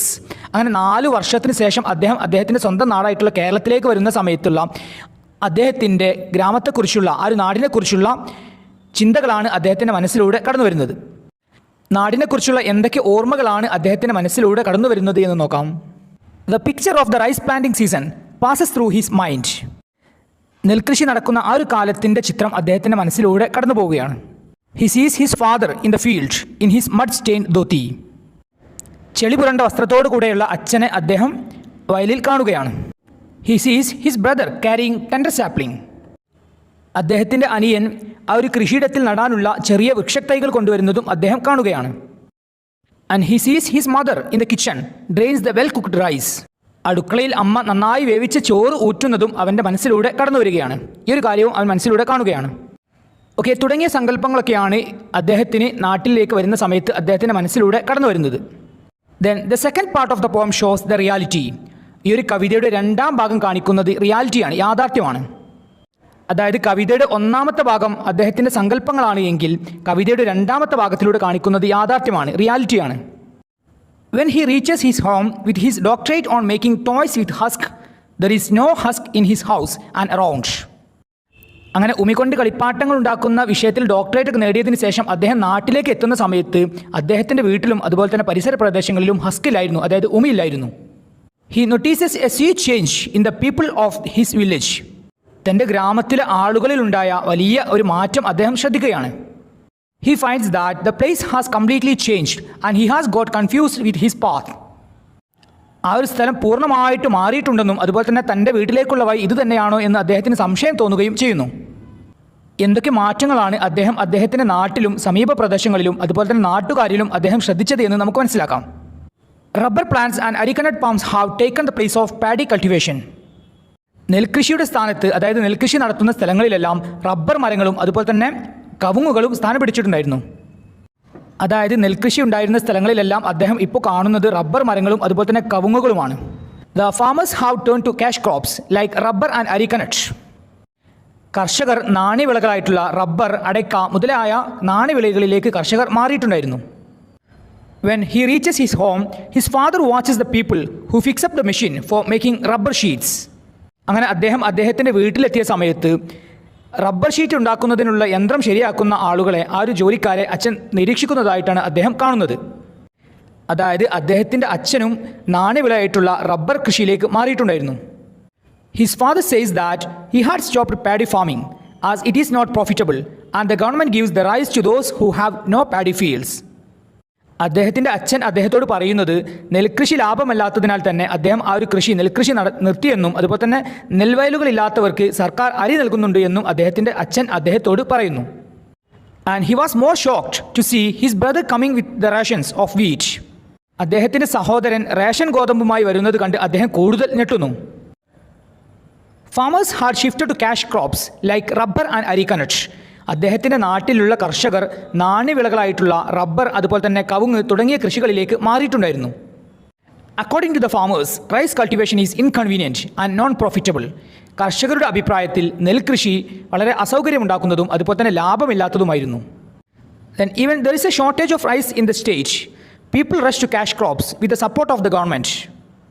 നമ്മുടെ സംസ്ഥാനത്ത് അരിക്ക് അതായത് ഭക്ഷ്യവിളകൾക്ക് ക്ഷാമമുണ്ട് എങ്കിലും സർക്കാർ പിന്തുണയോടുകൂടെ കർഷകർ നാണ്യവിളകളിലേക്ക് മാറിയിട്ടുണ്ടായിരുന്നു. And the people have to wait on government rations of wheat instead of becoming self-reliant on ourselves by cultivating paddy. നെൽകൃഷി ചെയ്ത് ഭക്ഷ്യവിളയിൽ സ്വയം പര്യാപ്തത നേടുന്നതിന് പകരമായിട്ട് സർക്കാർ റേഷൻ ഗോതമ്പിനെയാണ് ആളുകൾ ആശ്രയിക്കുന്നത്. Then he pathetically asked himself whether he gets some husk from the center too. കേന്ദ്രത്തിൽ നിന്ന് അദ്ദേഹത്തിന് കുറച്ച് ഉമി കൂടെ ലഭിക്കുമോ എന്ന് അദ്ദേഹം ദയനീയമായിട്ട് സ്വയം ചോദിക്കുന്നു. അതായത് ഉമി കൊണ്ട് കളിപ്പാട്ടങ്ങൾ ഉണ്ടാക്കുക എന്ന വിഷയത്തെക്കുറിച്ച് ഗവേഷണം നടത്തി ആ ഒരു ഡോക്ടറേറ്റ് നേടി അദ്ദേഹം നാട്ടിലെത്തിയ സമയത്ത് അദ്ദേഹത്തിൻ്റെ നാട്ടിൽ ഉമിയില്ലായിരുന്നു.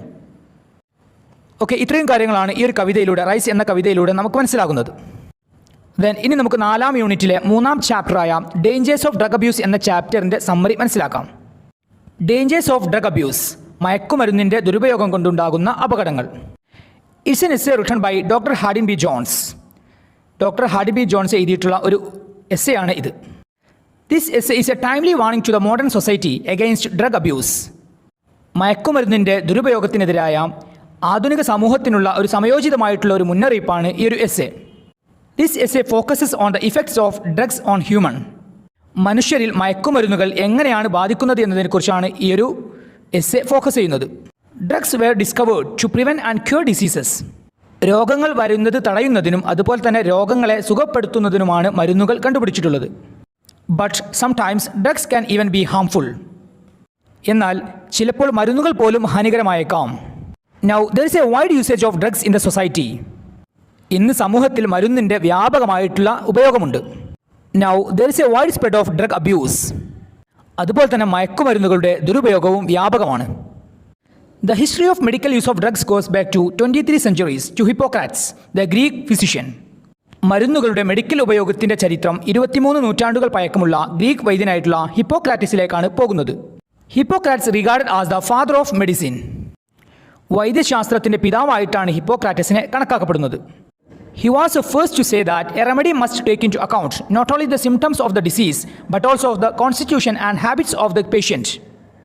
ഒരു അസുഖമുണ്ടാകുന്ന സമയത്ത് അതിനുള്ള പ്രതിവിധി എടുക്കുന്ന സമയത്ത് ആ ഒരു രോഗത്തിൻ്റെ ലക്ഷണങ്ങൾ മാത്രമല്ല അതുപോലെ തന്നെ രോഗിയുടെ ശരീരഘടനയും ശീലങ്ങളും കണക്കിലെടുക്കണമെന്ന് അദ്ദേഹം പറയുന്നു. As per his teaching medicines must suit to the disease and the patient. അദ്ദേഹത്തിൻ്റെ അഭിപ്രായത്തിൽ മരുന്നുകൾ രോഗത്തിനും രോഗിക്കും യോജിച്ചതായിരിക്കണം. Otherwise it will unbalance the healthy functions of the brain and body. അല്ലാത്ത പക്ഷം അത് തലച്ചോറിൻ്റെയും ശരീരത്തിൻ്റെയും ആരോഗ്യപരമായിട്ടുള്ള പ്രവർത്തനങ്ങളെ അസന്തുലിതമാക്കും. People take drugs when they feel bad and depressed. It is quite natural. എന്തെങ്കിലും അസ്വസ്ഥതകൾ അനുഭവിക്കുന്ന സമയത്ത് മരുന്നുകൾ ഉപയോഗിക്കുക എന്നുള്ളത് സ്വാഭാവികമായ ഒരു കാര്യമാണ്. But nowadays many people use drugs not only when they are depressed and feel bad but they feel good already. എന്നാൽ ഇക്കാലങ്ങളിൽ ആളുകൾ ഓൾറെഡി നല്ല അവസ്ഥയിലായിരിക്കുന്ന സമയത്ത് തന്നെയാണ് മരുന്നുകൾ ഉപയോഗിക്കുന്നത്. Those are called sensual drugs. ഇങ്ങനെയുള്ള മരുന്നുകളെയാണ് സെൻഷ്യൽ ഡ്രഗ്സ്, മയക്കുമരുന്നുകൾ എന്ന് പറയുന്നത്. Medicines and sensual drugs are different. മരുന്നുകളും മയക്കുമരുന്നുകളും വ്യത്യസ്തമാണ്. Medicines are those that cure and prevent diseases. അസുഖങ്ങളെ തടയുന്നതും അസുഖങ്ങളെ ഭേദമാക്കുന്നതുമാണ് മരുന്നുകൾ. Sensual drugs are those that the body has no need for but that gives the user a strong sense of pleasure. ശരീരത്തിന് തീരെ ആവശ്യമില്ലാത്തവയാണ് മയക്കുമരുന്നുകൾ, എന്നാൽ അത് ഉപയോഗിക്കുന്ന ആളുകൾക്ക് ശക്തമായിട്ടുള്ള സന്തോഷം നൽകുന്നു. Sensual drugs act directly on the brain. മയക്കുമരുന്നുകൾ തലച്ചോറിൽ നേരിട്ടാണ് പ്രവർത്തിക്കുന്നത്. Sensual drugs will unbalance the healthy functions of the brain and body. മയക്കുമരുന്നുകൾ തലച്ചോറിൻ്റെയും ശരീരത്തിൻ്റെയും ആരോഗ്യപരമായിട്ടുള്ള പ്രവർത്തനങ്ങളെ അസന്തുലിതമാക്കും. It may lead to social, physical and emotional problems. ഇത് സാമൂഹികവും ശാരീരികവും വൈകാരികവുമായ പ്രശ്നങ്ങളിലേക്ക് നയിച്ചേക്കാം. It becomes the main cause of many failures in their life. മയക്കുമരുന്ന് ഉപയോഗിക്കുന്ന ആളുകളുടെ ജീവിതത്തിലെ പല പരാജയങ്ങൾക്കും മയക്കുമരുന്നിൻ്റെ ഉപയോഗം കാരണമായേക്കാം. It's A curse and it leads to problems like poverty, unemployment and dead society. മയക്കുമരുന്നിൻ്റെ ഉപയോഗം ഒരു ശാപമാണ്. ഇത് ദാരിദ്ര്യം, തൊഴിലില്ലായ്മ, മരിച്ച ഒരു സമൂഹം തുടങ്ങിയ പ്രശ്നങ്ങളിലേക്ക് നയിച്ചേക്കാം. Drug related health disorders are many and varied. മയക്കുമരുന്നുമായി ബന്ധപ്പെട്ട ആരോഗ്യ പ്രശ്നങ്ങൾ പലതരത്തിലും വ്യത്യസ്തവുമാണ്.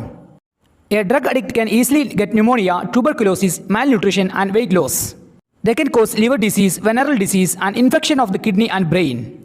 മയക്കുമരുന്നിന് അടിമയായ ഒരാൾക്ക് ന്യൂമോണിയ, ക്ഷയം, പോഷകാഹാരക്കുറവ്, ശരീരഭാരം കുറയൽ തുടങ്ങിയ അസുഖങ്ങളും അതിനു പുറമെ കരൾ രോഗങ്ങൾ, വൃക്കയിലെയും തലച്ചോറിലെയും അണുബാധ തുടങ്ങിയ പ്രശ്നങ്ങൾക്കും കാരണമായേക്കാം. ഇനി നമുക്ക് 5ാം യൂണിറ്റിലെ 1ാം ചാപ്റ്ററായ പോസ്റ്റ് ഏർലി ഫോർ ക്രിസ്മസ് എന്ന നാടകത്തിൻ്റെ സമ്മറി മനസ്സിലാക്കാം. പോസ്റ്റ് ഏർലി ഫോർ ക്രിസ്മസ്, ക്രിസ്മസിന് നേരത്തെ അയക്കുക. Post early for Christmas is a comic one-act play written by the famous British dramatist R.H. Wood. പ്രശസ്ത ബ്രിട്ടീഷ് നാടകകൃത്തായിട്ടുള്ള R.H. Wood രചിച്ചിട്ടുള്ള ഒരു കോമിക് വൺ-ആക്ട് പ്ലേ ആണ് post early for Christmas. One act play എന്നാൽ നാടകം ആരംഭിക്കുന്നത് മുതൽ അവസാനിക്കുന്നത് വരെ ഒരേ സ്ഥലത്തായിരിക്കും എല്ലാ കാര്യങ്ങളും, എല്ലാ ആക്ഷൻസും നടക്കുന്നത്. ഇതിനെയാണ് വൺ-ആക്ട് പ്ലേ എന്ന് പറയുന്നത്. അതായത് നാടകത്തിൻ്റെ തുടക്കം മുതൽ അവസാനം വരെ ഒരേ പ്ലേസ് തന്നെയായിരിക്കും. ഇങ്ങനെയുള്ള നാടകങ്ങളെയാണ് വൺ-ആക്ട് പ്ലേ എന്ന് വിളിക്കുന്നത്. The play shows the humorous incidents happen in a village post office during a Christmas season. ഒരു ക്രിസ്മസ് സീസണിൽ ഒരു വില്ലേജ് പോസ്റ്റ് ഓഫീസിൽ നടക്കുന്ന രസകരമായിട്ടുള്ള സംഭവങ്ങളെയാണ് ഈ ഒരു നാടകം കാണിക്കുന്നത്. The play centers on a parcel brought by a foreign tourist. ഒരു വിദേശ ടൂറിസ്റ്റ് കൊണ്ടുവരുന്ന ഒരു പാഴ്സലിനെ കേന്ദ്രീകരിച്ചാണ് ഈ ഒരു നാടകം നടക്കുന്നത്. The parcel makes a ticking noise and the people in the post office think that it's a time bomb. ആ ഒരു വിദേശ ടൂറിസ്റ്റ് കൊണ്ടുവന്നിരുന്ന ആ ഒരു പാഴ്സൽ ടിക്ക് എന്ന ശബ്ദമുണ്ടാക്കുകയും ഇത് ടൈം ബോംബാണ് എന്ന് പോസ്റ്റ് ഓഫീസിലെ ആളുകൾ കരുതുകയും ചെയ്യുന്നു. They become frightened and call a policeman. അങ്ങനെ ആ ഒരു പോസ്റ്റ് ഓഫീസിലുണ്ടായിരുന്ന ആളുകൾ ഭയപ്പെടുകയും ഒരു പോലീസിനെ വിളിക്കുകയും ചെയ്യുന്നു. The policeman drops the parcel into the bucket of water to prevent from blasting. അങ്ങനെ ഒരു പോലീസുകാരൻ വരികയും സ്ഫോടനം തടയുന്നതിന് വേണ്ടിയിട്ട് പോലീസുകാരൻ ആ ഒരു പാഴ്സൽ വെള്ളത്തിലിടുകയും ചെയ്യുന്നു. At that time the foreign tourist comes and explains it's a clock. അങ്ങനെ ആ ഒരു പോലീസുകാരൻ സ്ഫോടനം തടയുന്നതിന് വേണ്ടിയിട്ട് ഫോറിൻ ടൂറിസ്റ്റ് കൊണ്ടുവന്നിട്ടുള്ള ആ ഒരു പാഴ്സൽ വെള്ളത്തിലിടുന്ന സമയത്ത് ആ ഒരു ഫോറിൻ ടൂറിസ്റ്റ് വീണ്ടും പോസ്റ്റ് ഓഫീസിലേക്ക് വരികയാണ്. അദ്ദേഹം പറയുകയാണ് യഥാർത്ഥത്തിൽ അതൊരു ക്ലോക്കാണ് എന്നുള്ളത്. The foreign tourist calls the policeman an idiot and vows he will never post anything in the country. അങ്ങനെ ആ ഒരു വിദേശ ടൂറിസ്റ്റ് ആ ഒരു പോലീസുകാരനെ വിഡ്ഢി എന്ന് വിളിക്കുകയും താൻ ആ രാജ്യത്ത് ഒന്നും പോസ്റ്റ് ചെയ്യില്ല എന്ന് പ്രതിജ്ഞ ചെയ്യുകയും ചെയ്യുന്നു. ഓക്കെ, ഇത്രയും കാര്യങ്ങളാണ് പോസ്റ്റ് ഏർലി ഫോർ ക്രിസ്മസ് എന്ന നാടകത്തിൽ സംഭവിക്കുന്നത്. In this play, there are many humorous events. The characters in this play act humorously in most of the times. ഈ ഒരു നാടകത്തിൽ ധാരാളം രസകരമായിട്ടുള്ള സംഭവങ്ങൾ നടക്കുന്നുണ്ട്. അതുപോലെ തന്നെ ഈ ഒരു നാടകത്തിലെ കഥാപാത്രങ്ങൾ മിക്ക അവസരങ്ങളിലും വളരെ രസകരമായിട്ടാണ് അഭിനയിക്കുന്നതും. The characters in this play are a young lady assistant, Mrs. Smith, Mrs. Jones, a deaf old gentleman, a farmer, a fuzzy old lady, Mrs. Higgins, Bertie, a foreign tourist, and a policeman. ഇത്രയും കഥാപാത്രങ്ങളാണ് ഈ ഒരു നാടകത്തിലുള്ളത്.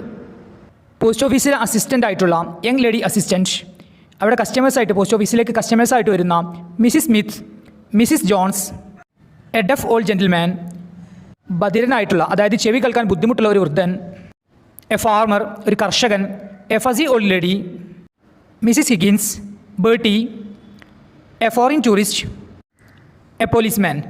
ഇത്രയും ക്യാരക്ടേഴ്സാണ് ഈ ഒരു നാടകത്തിലുള്ളത്. The deaf old gentleman makes us laugh a lot. ബധിരനായിട്ടുള്ള അതായത് ചെവി കേൾക്കാൻ ബുദ്ധിമുട്ടുള്ള ഒരു വൃദ്ധൻ നമ്മെ ഒരുപാട് ചിരിപ്പിക്കുന്നുണ്ട്. He hears the word book as cook and set as touch and bed.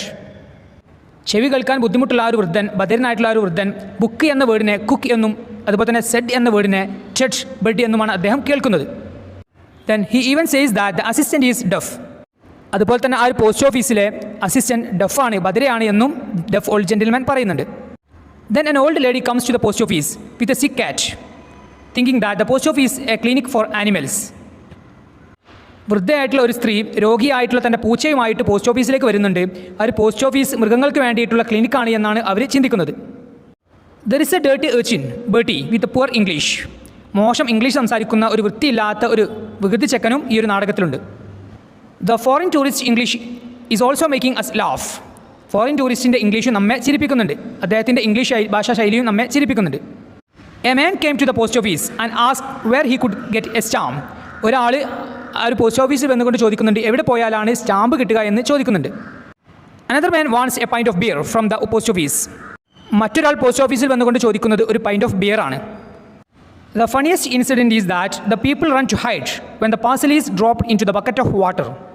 ഈ ഒരു നാടകത്തിലെ ഏറ്റവും രസകരമായിട്ടുള്ള സംഭവങ്ങളിൽപ്പെട്ട ഒരു സംഭവമാണ് ആ ഒരു ഫോറിൻ ടൂറിസ്റ്റ് കൊണ്ടുവന്നിട്ടുള്ള പാർസൽ ടൈം ബോംബാണ് എന്ന് കരുതിയിട്ട് അത് പൊട്ടാതിരിക്കുന്നതിന് വേണ്ടിയിട്ട് ഒരു ബക്കറ്റ് വെള്ളത്തിലേക്ക് ആ ഒരു പാർസൽ ഇടുന്നതും ആ സമയത്ത് രക്ഷപ്പെടാൻ വേണ്ടി പോസ്റ്റ് ഓഫീസിലുണ്ടായിരുന്ന എല്ലാ ആളുകളും രക്ഷപ്പെടാൻ വേണ്ടി ഒളിക്കുന്നതും വളരെ രസകരമായിട്ടുള്ള സംഭവങ്ങളാണ്.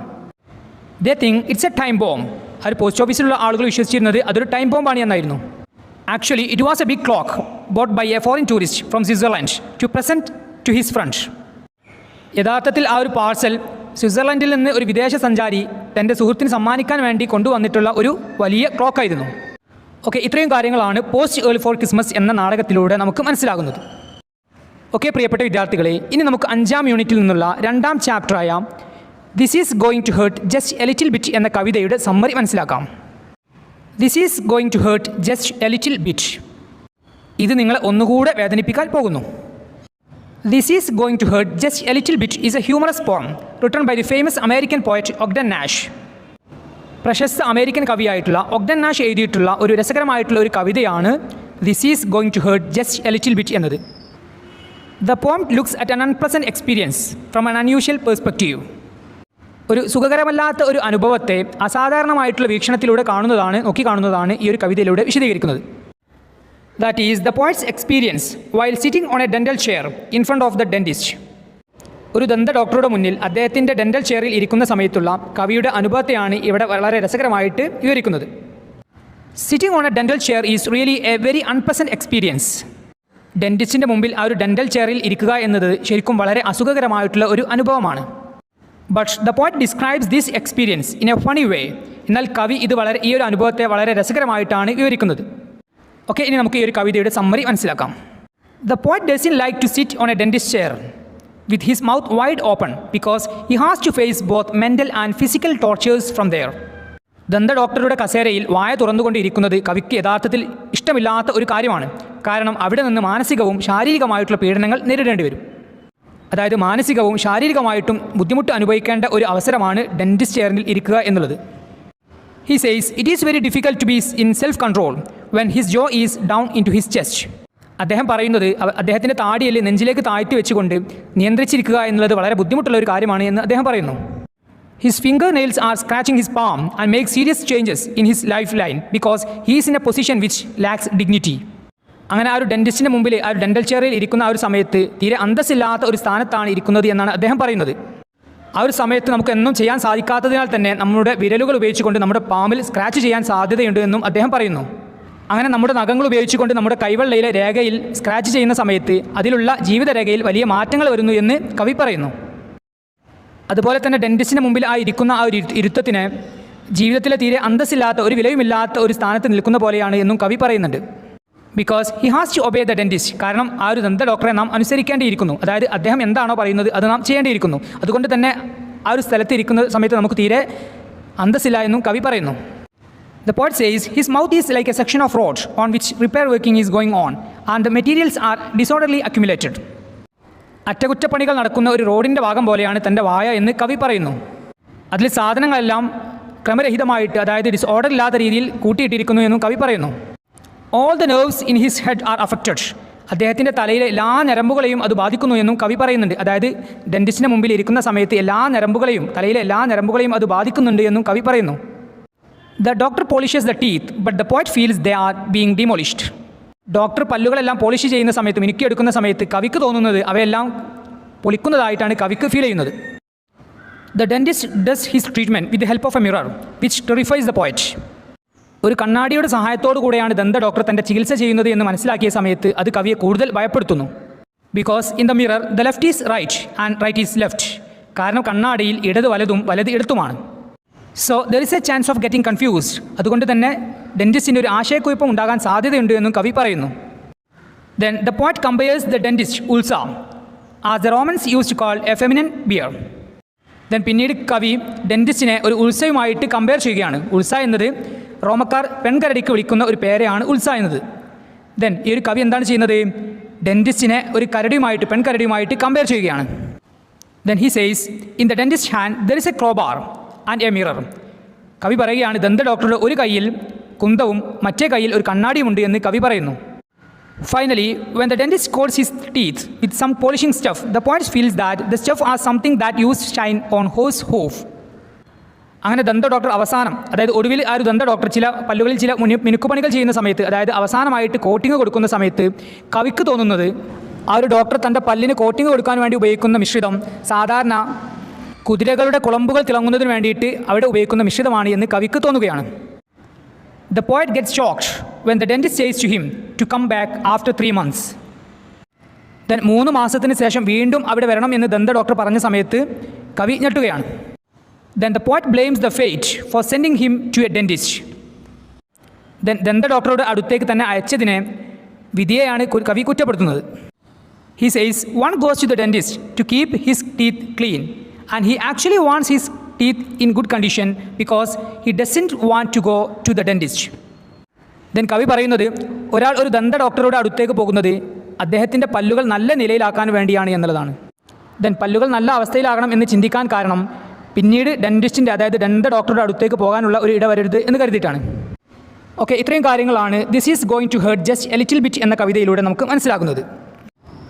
Here, the poem satirizes the fear towards a dentist by exaggerating the pain and problem caused during the dental treatment. ഒരു ദന്ത ചികിത്സയ്ക്കിടെ ഉണ്ടാകുന്ന വേദനയെയും പ്രശ്നങ്ങളെയും പെരുപ്പിച്ച് കാട്ടിക്കൊണ്ട്, അതായത് എക്സാജറേറ്റ് ചെയ്തുകൊണ്ട് ഒരു ദന്ത ഡോക്ടറോടുള്ള ഭയത്തെ ആക്ഷേപഹാസ്യ രൂപത്തിൽ കവി വിവരിക്കുന്നതാണ് ഈ ഒരു കവിത. ഓക്കെ പ്രിയപ്പെട്ട വിദ്യാർത്ഥികളെ, ഇനി നമുക്ക് 5ാം യൂണിറ്റിൽ നിന്നുള്ള 3ാം ചാപ്റ്ററായ ക്രൈം ആൻഡ് പണിഷ്മെൻറ്റ് എന്ന കഥയുടെ സമ്മറി മനസ്സിലാക്കാം. ക്രൈം ആൻഡ് പണിഷ്മെൻറ്റ്, കുറ്റവും ശിക്ഷയും. Crime and punishment is a humorous story written by R K. Narayan. R K. Narayan എഴുതിയിട്ടുള്ള ഒരു ഹ്യൂമറസ് ആയിട്ടുള്ള ഒരു രസകരമായിട്ടുള്ള ഒരു കഥയാണ് crime and punishment. It satirizes the over concerned parenting. മക്കളെ അമിതമായിട്ട് ലാളിക്കുന്ന മാതാപിതാക്കളെ പരിഹസിക്കുന്ന രീതിയിലാണ് ഈ ഒരു കഥയുള്ളത്. It shows how the over concerned parents have spoiled the child to blackmail his teacher. അമിതമായി ലാളിച്ചു വളർത്തിയ ഒരു കുട്ടി ആ ഒരു കുട്ടിയുടെ ടീച്ചറെ ബ്ലാക്ക്മെയിൽ ചെയ്യുന്ന രീതിയിൽ മോശമായതിനെയാണ് ഈ ഒരു കഥ കാണിക്കുന്നത്. ഓക്കെ, നമുക്ക് ഈ ഒരു കഥയുടെ സമ്മറി മനസ്സിലാക്കാം. The story happens in A nursery. ഒരു നഴ്സറിയിലാണ് ഈ ഒരു കഥ നടക്കുന്നത്. There are 2 characters in the story. ഈ ഒരു കഥയിൽ 2 കഥാപാത്രങ്ങളാണ് ഉള്ളത്. A maths teacher and A boy. ഒരു ഗണിത അധ്യാപകനും ഒരു ആൺകുട്ടിയും. ഇവർ 2 പേരുമാണ് ഈ ഒരു കഥയിലെ കഥാപാത്രങ്ങൾ. The boy was the only child of his parents. ആ ഒരു കുട്ടി അവൻ്റെ മാതാപിതാക്കളുടെ ഏക മകനായിരുന്നു, ഏക കുട്ടിയായിരുന്നു. They loved him and cared him too deeply. ആ ഒരു മാതാപിതാക്കൾ ആ ഒരു കുട്ടിയെ വളരെയധികം സ്നേഹിക്കുകയും പരിപാലിക്കുകയും ചെയ്തിരുന്നു. He was like an angel to them. ആ ഒരു മാതാപിതാക്കൾക്ക്, കുട്ടിയുടെ മാതാപിതാക്കൾക്ക് കുട്ടി ഒരു മാലാഖയെ പോലെയായിരുന്നു. The build a nursery to him and provided many facilities in that nursery. ആ ഒരു കുട്ടിക്ക് വേണ്ടി മാതാപിതാക്കൾ ഒരു നഴ്സറി ഉണ്ടാക്കി കൊടുക്കുകയും ആ ഒരു നഴ്സറി ധാരാളം സൗകര്യങ്ങൾ ഒരുക്കുകയും ചെയ്തിരുന്നു. The teacher got only 30 rupees in A month. അവനെ പഠിപ്പിക്കാൻ വരുന്ന ടീച്ചർക്ക് ആകെ കിട്ടിയിരുന്നത് മാസത്തിൽ 30 രൂപയായിരുന്നു. Every day the teacher spend 3 hours in that nursery. എല്ലാ ദിവസവും ടീച്ചർ ആ ഒരു നഴ്സറിയിൽ 3 മണിക്കൂർ ചിലവച്ചു. ആ ഒരു കുട്ടിയെ പഠിപ്പിക്കുന്നതിന് വേണ്ടിയിട്ട് 3 മണിക്കൂർ ചിലവച്ചു. In those 3 hours, first half an hour he had to listen the child psychology of the parents. ആ 3 മണിക്കൂറിൽ ആദ്യത്തെ അരമണിക്കൂറിൽ കുട്ടികളുടെ സൈക്കോളജിയെക്കുറിച്ചുള്ള ക്ലാസ്സുകൾ, രക്ഷിതാക്കളുടെ ക്ലാസ് ആ ഒരു അധ്യാപകന് കേൾക്കേണ്ടി വന്നിരുന്നു. The parents were against punishing the child. ആ ഒരു കുട്ടിയെ ശിക്ഷിക്കുന്നതിനെതിരായിരുന്നു അവൻ്റെ രക്ഷിതാക്കൾ. The teacher considered the boy as a gorilla because of his naughty behaviour. കുട്ടിയുടെ വികൃതിയായിട്ടുള്ള പെരുമാറ്റം, അതായത് അനുസരണക്കേട് കാണിക്കുന്ന പെരുമാറ്റം കാരണം കുട്ടിയെ ഒരു ഗൊറില്ലയായിട്ടായിരുന്നു ടീച്ചർ കണ്ടിരുന്നത്. Then when the story begins the teacher was asking him a question. ഈ ഒരു കഥ തുടങ്ങുന്ന സമയത്ത് ടീച്ചർ കുട്ടിയോട് ഒരു ചോദ്യം ചോദിക്കുകയായിരുന്നു. The student provoke the teacher by repeating the wrong answer. എന്നാൽ തെറ്റായ ഉത്തരം ആവർത്തിച്ചുകൊണ്ട് വിദ്യാർത്ഥി അധ്യാപകനെ പ്രകോപിപ്പിക്കുന്നു. The teacher became angry and unable to control himself. അങ്ങനെ അധ്യാപകൻ്റെ ചോദ്യത്തിന് നിരന്തരമായിട്ട് തെറ്റായ ഉത്തരം നൽകിക്കൊണ്ട് ആ ഒരു അധ്യാപകനെ കുട്ടി നിരന്തരമായിട്ട് പ്രകോപിപ്പിക്കുന്ന സമയത്ത് അധ്യാപകന് ദേഷ്യം തോന്നുകയും സ്വയം നിയന്ത്രിക്കാൻ കഴിയാതെ വരികയും ചെയ്യുന്നു. He beat on the cheek of the child. അങ്ങനെ ആ ഒരു അധ്യാപകന് ദേഷ്യം തോന്നുകയും സ്വയം നിയന്ത്രിക്കാൻ സാധിക്കാതെ വരുന്ന സമയത്ത് അദ്ദേഹം കുട്ടിയുടെ മുഖത്തടിക്കുകയാണ്. That time, the boy started to cry and the teacher felt fear that the boy's parents would come to know this. അങ്ങനെ കുട്ടി കരയാൻ തുടങ്ങിയ സമയത്ത് ഇത് കുട്ടിയുടെ മാതാപിതാക്കൾ അറിയുമോ എന്ന് ടീച്ചർക്ക് ഭയം തോന്നുകയാണ്. Then the teacher tried to console the child. അതുകൊണ്ട് തന്നെ അദ്ദേഹം കുട്ടിയെ ആശ്വസിപ്പിക്കാൻ ശ്രമിക്കുകയാണ്. But the child tried to blackmail the teacher by telling him that he would inform this incident to the parents if he did not obey him.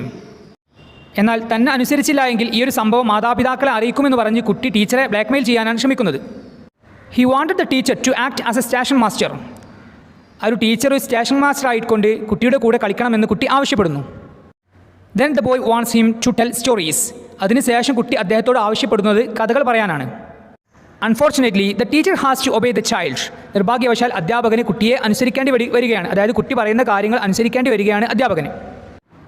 When the boy wanted the teacher to tell the story again, the teacher couldn't tell because he was very tired. അധ്യാപകൻ വീണ്ടും കഥ പറയണം എന്ന് കുട്ടി ആവശ്യപ്പെടുന്ന സമയത്ത് അദ്ദേഹത്തിന് പറയാൻ സാധിച്ചില്ല. കാരണം അദ്ദേഹം വളരെ ടയേർഡായിരുന്നു, അദ്ദേഹം ആകെ ക്ഷീണിതനായിരുന്നു. Then the boy runs to his parents to tell them about the matter. ആ ഒരു സമയത്ത് കുട്ടി മാതാപിതാക്കളോട് കാര്യം പറയാൻ വേണ്ടി ഓടുകയാണ്. അതായത് അധ്യാപകൻ അടിച്ച കാര്യം പറയാൻ വേണ്ടി കുട്ടി രക്ഷിതാക്കളുടെ അടുത്തേക്ക് ഓടുകയാണ്. Then the teacher runs after him and becomes tired. അധ്യാപകൻ അവൻ്റെ പിന്നാലെ, ആ ഒരു കുട്ടിയുടെ പിന്നാലെ ഓടുകയും അദ്ദേഹം ക്ഷീണിക്കുകയും ചെയ്യുന്നു. That time the parents of the child comes there. ആ ഒരു സമയത്ത് കുട്ടിയുടെ രക്ഷിതാക്കൾ അവിടെ വരികയാണ്. The teacher decides to confess everything to them. Teacher അവരോട് എല്ലാം ഏറ്റുപറയാൻ തീരുമാനിക്കുന്നു. അതായത് കുട്ടിയെ അടിച്ച കാര്യം ഏറ്റുപറയാൻ അധ്യാപകൻ തീരുമാനിക്കുന്നു. And the boy was ready to tell the matter.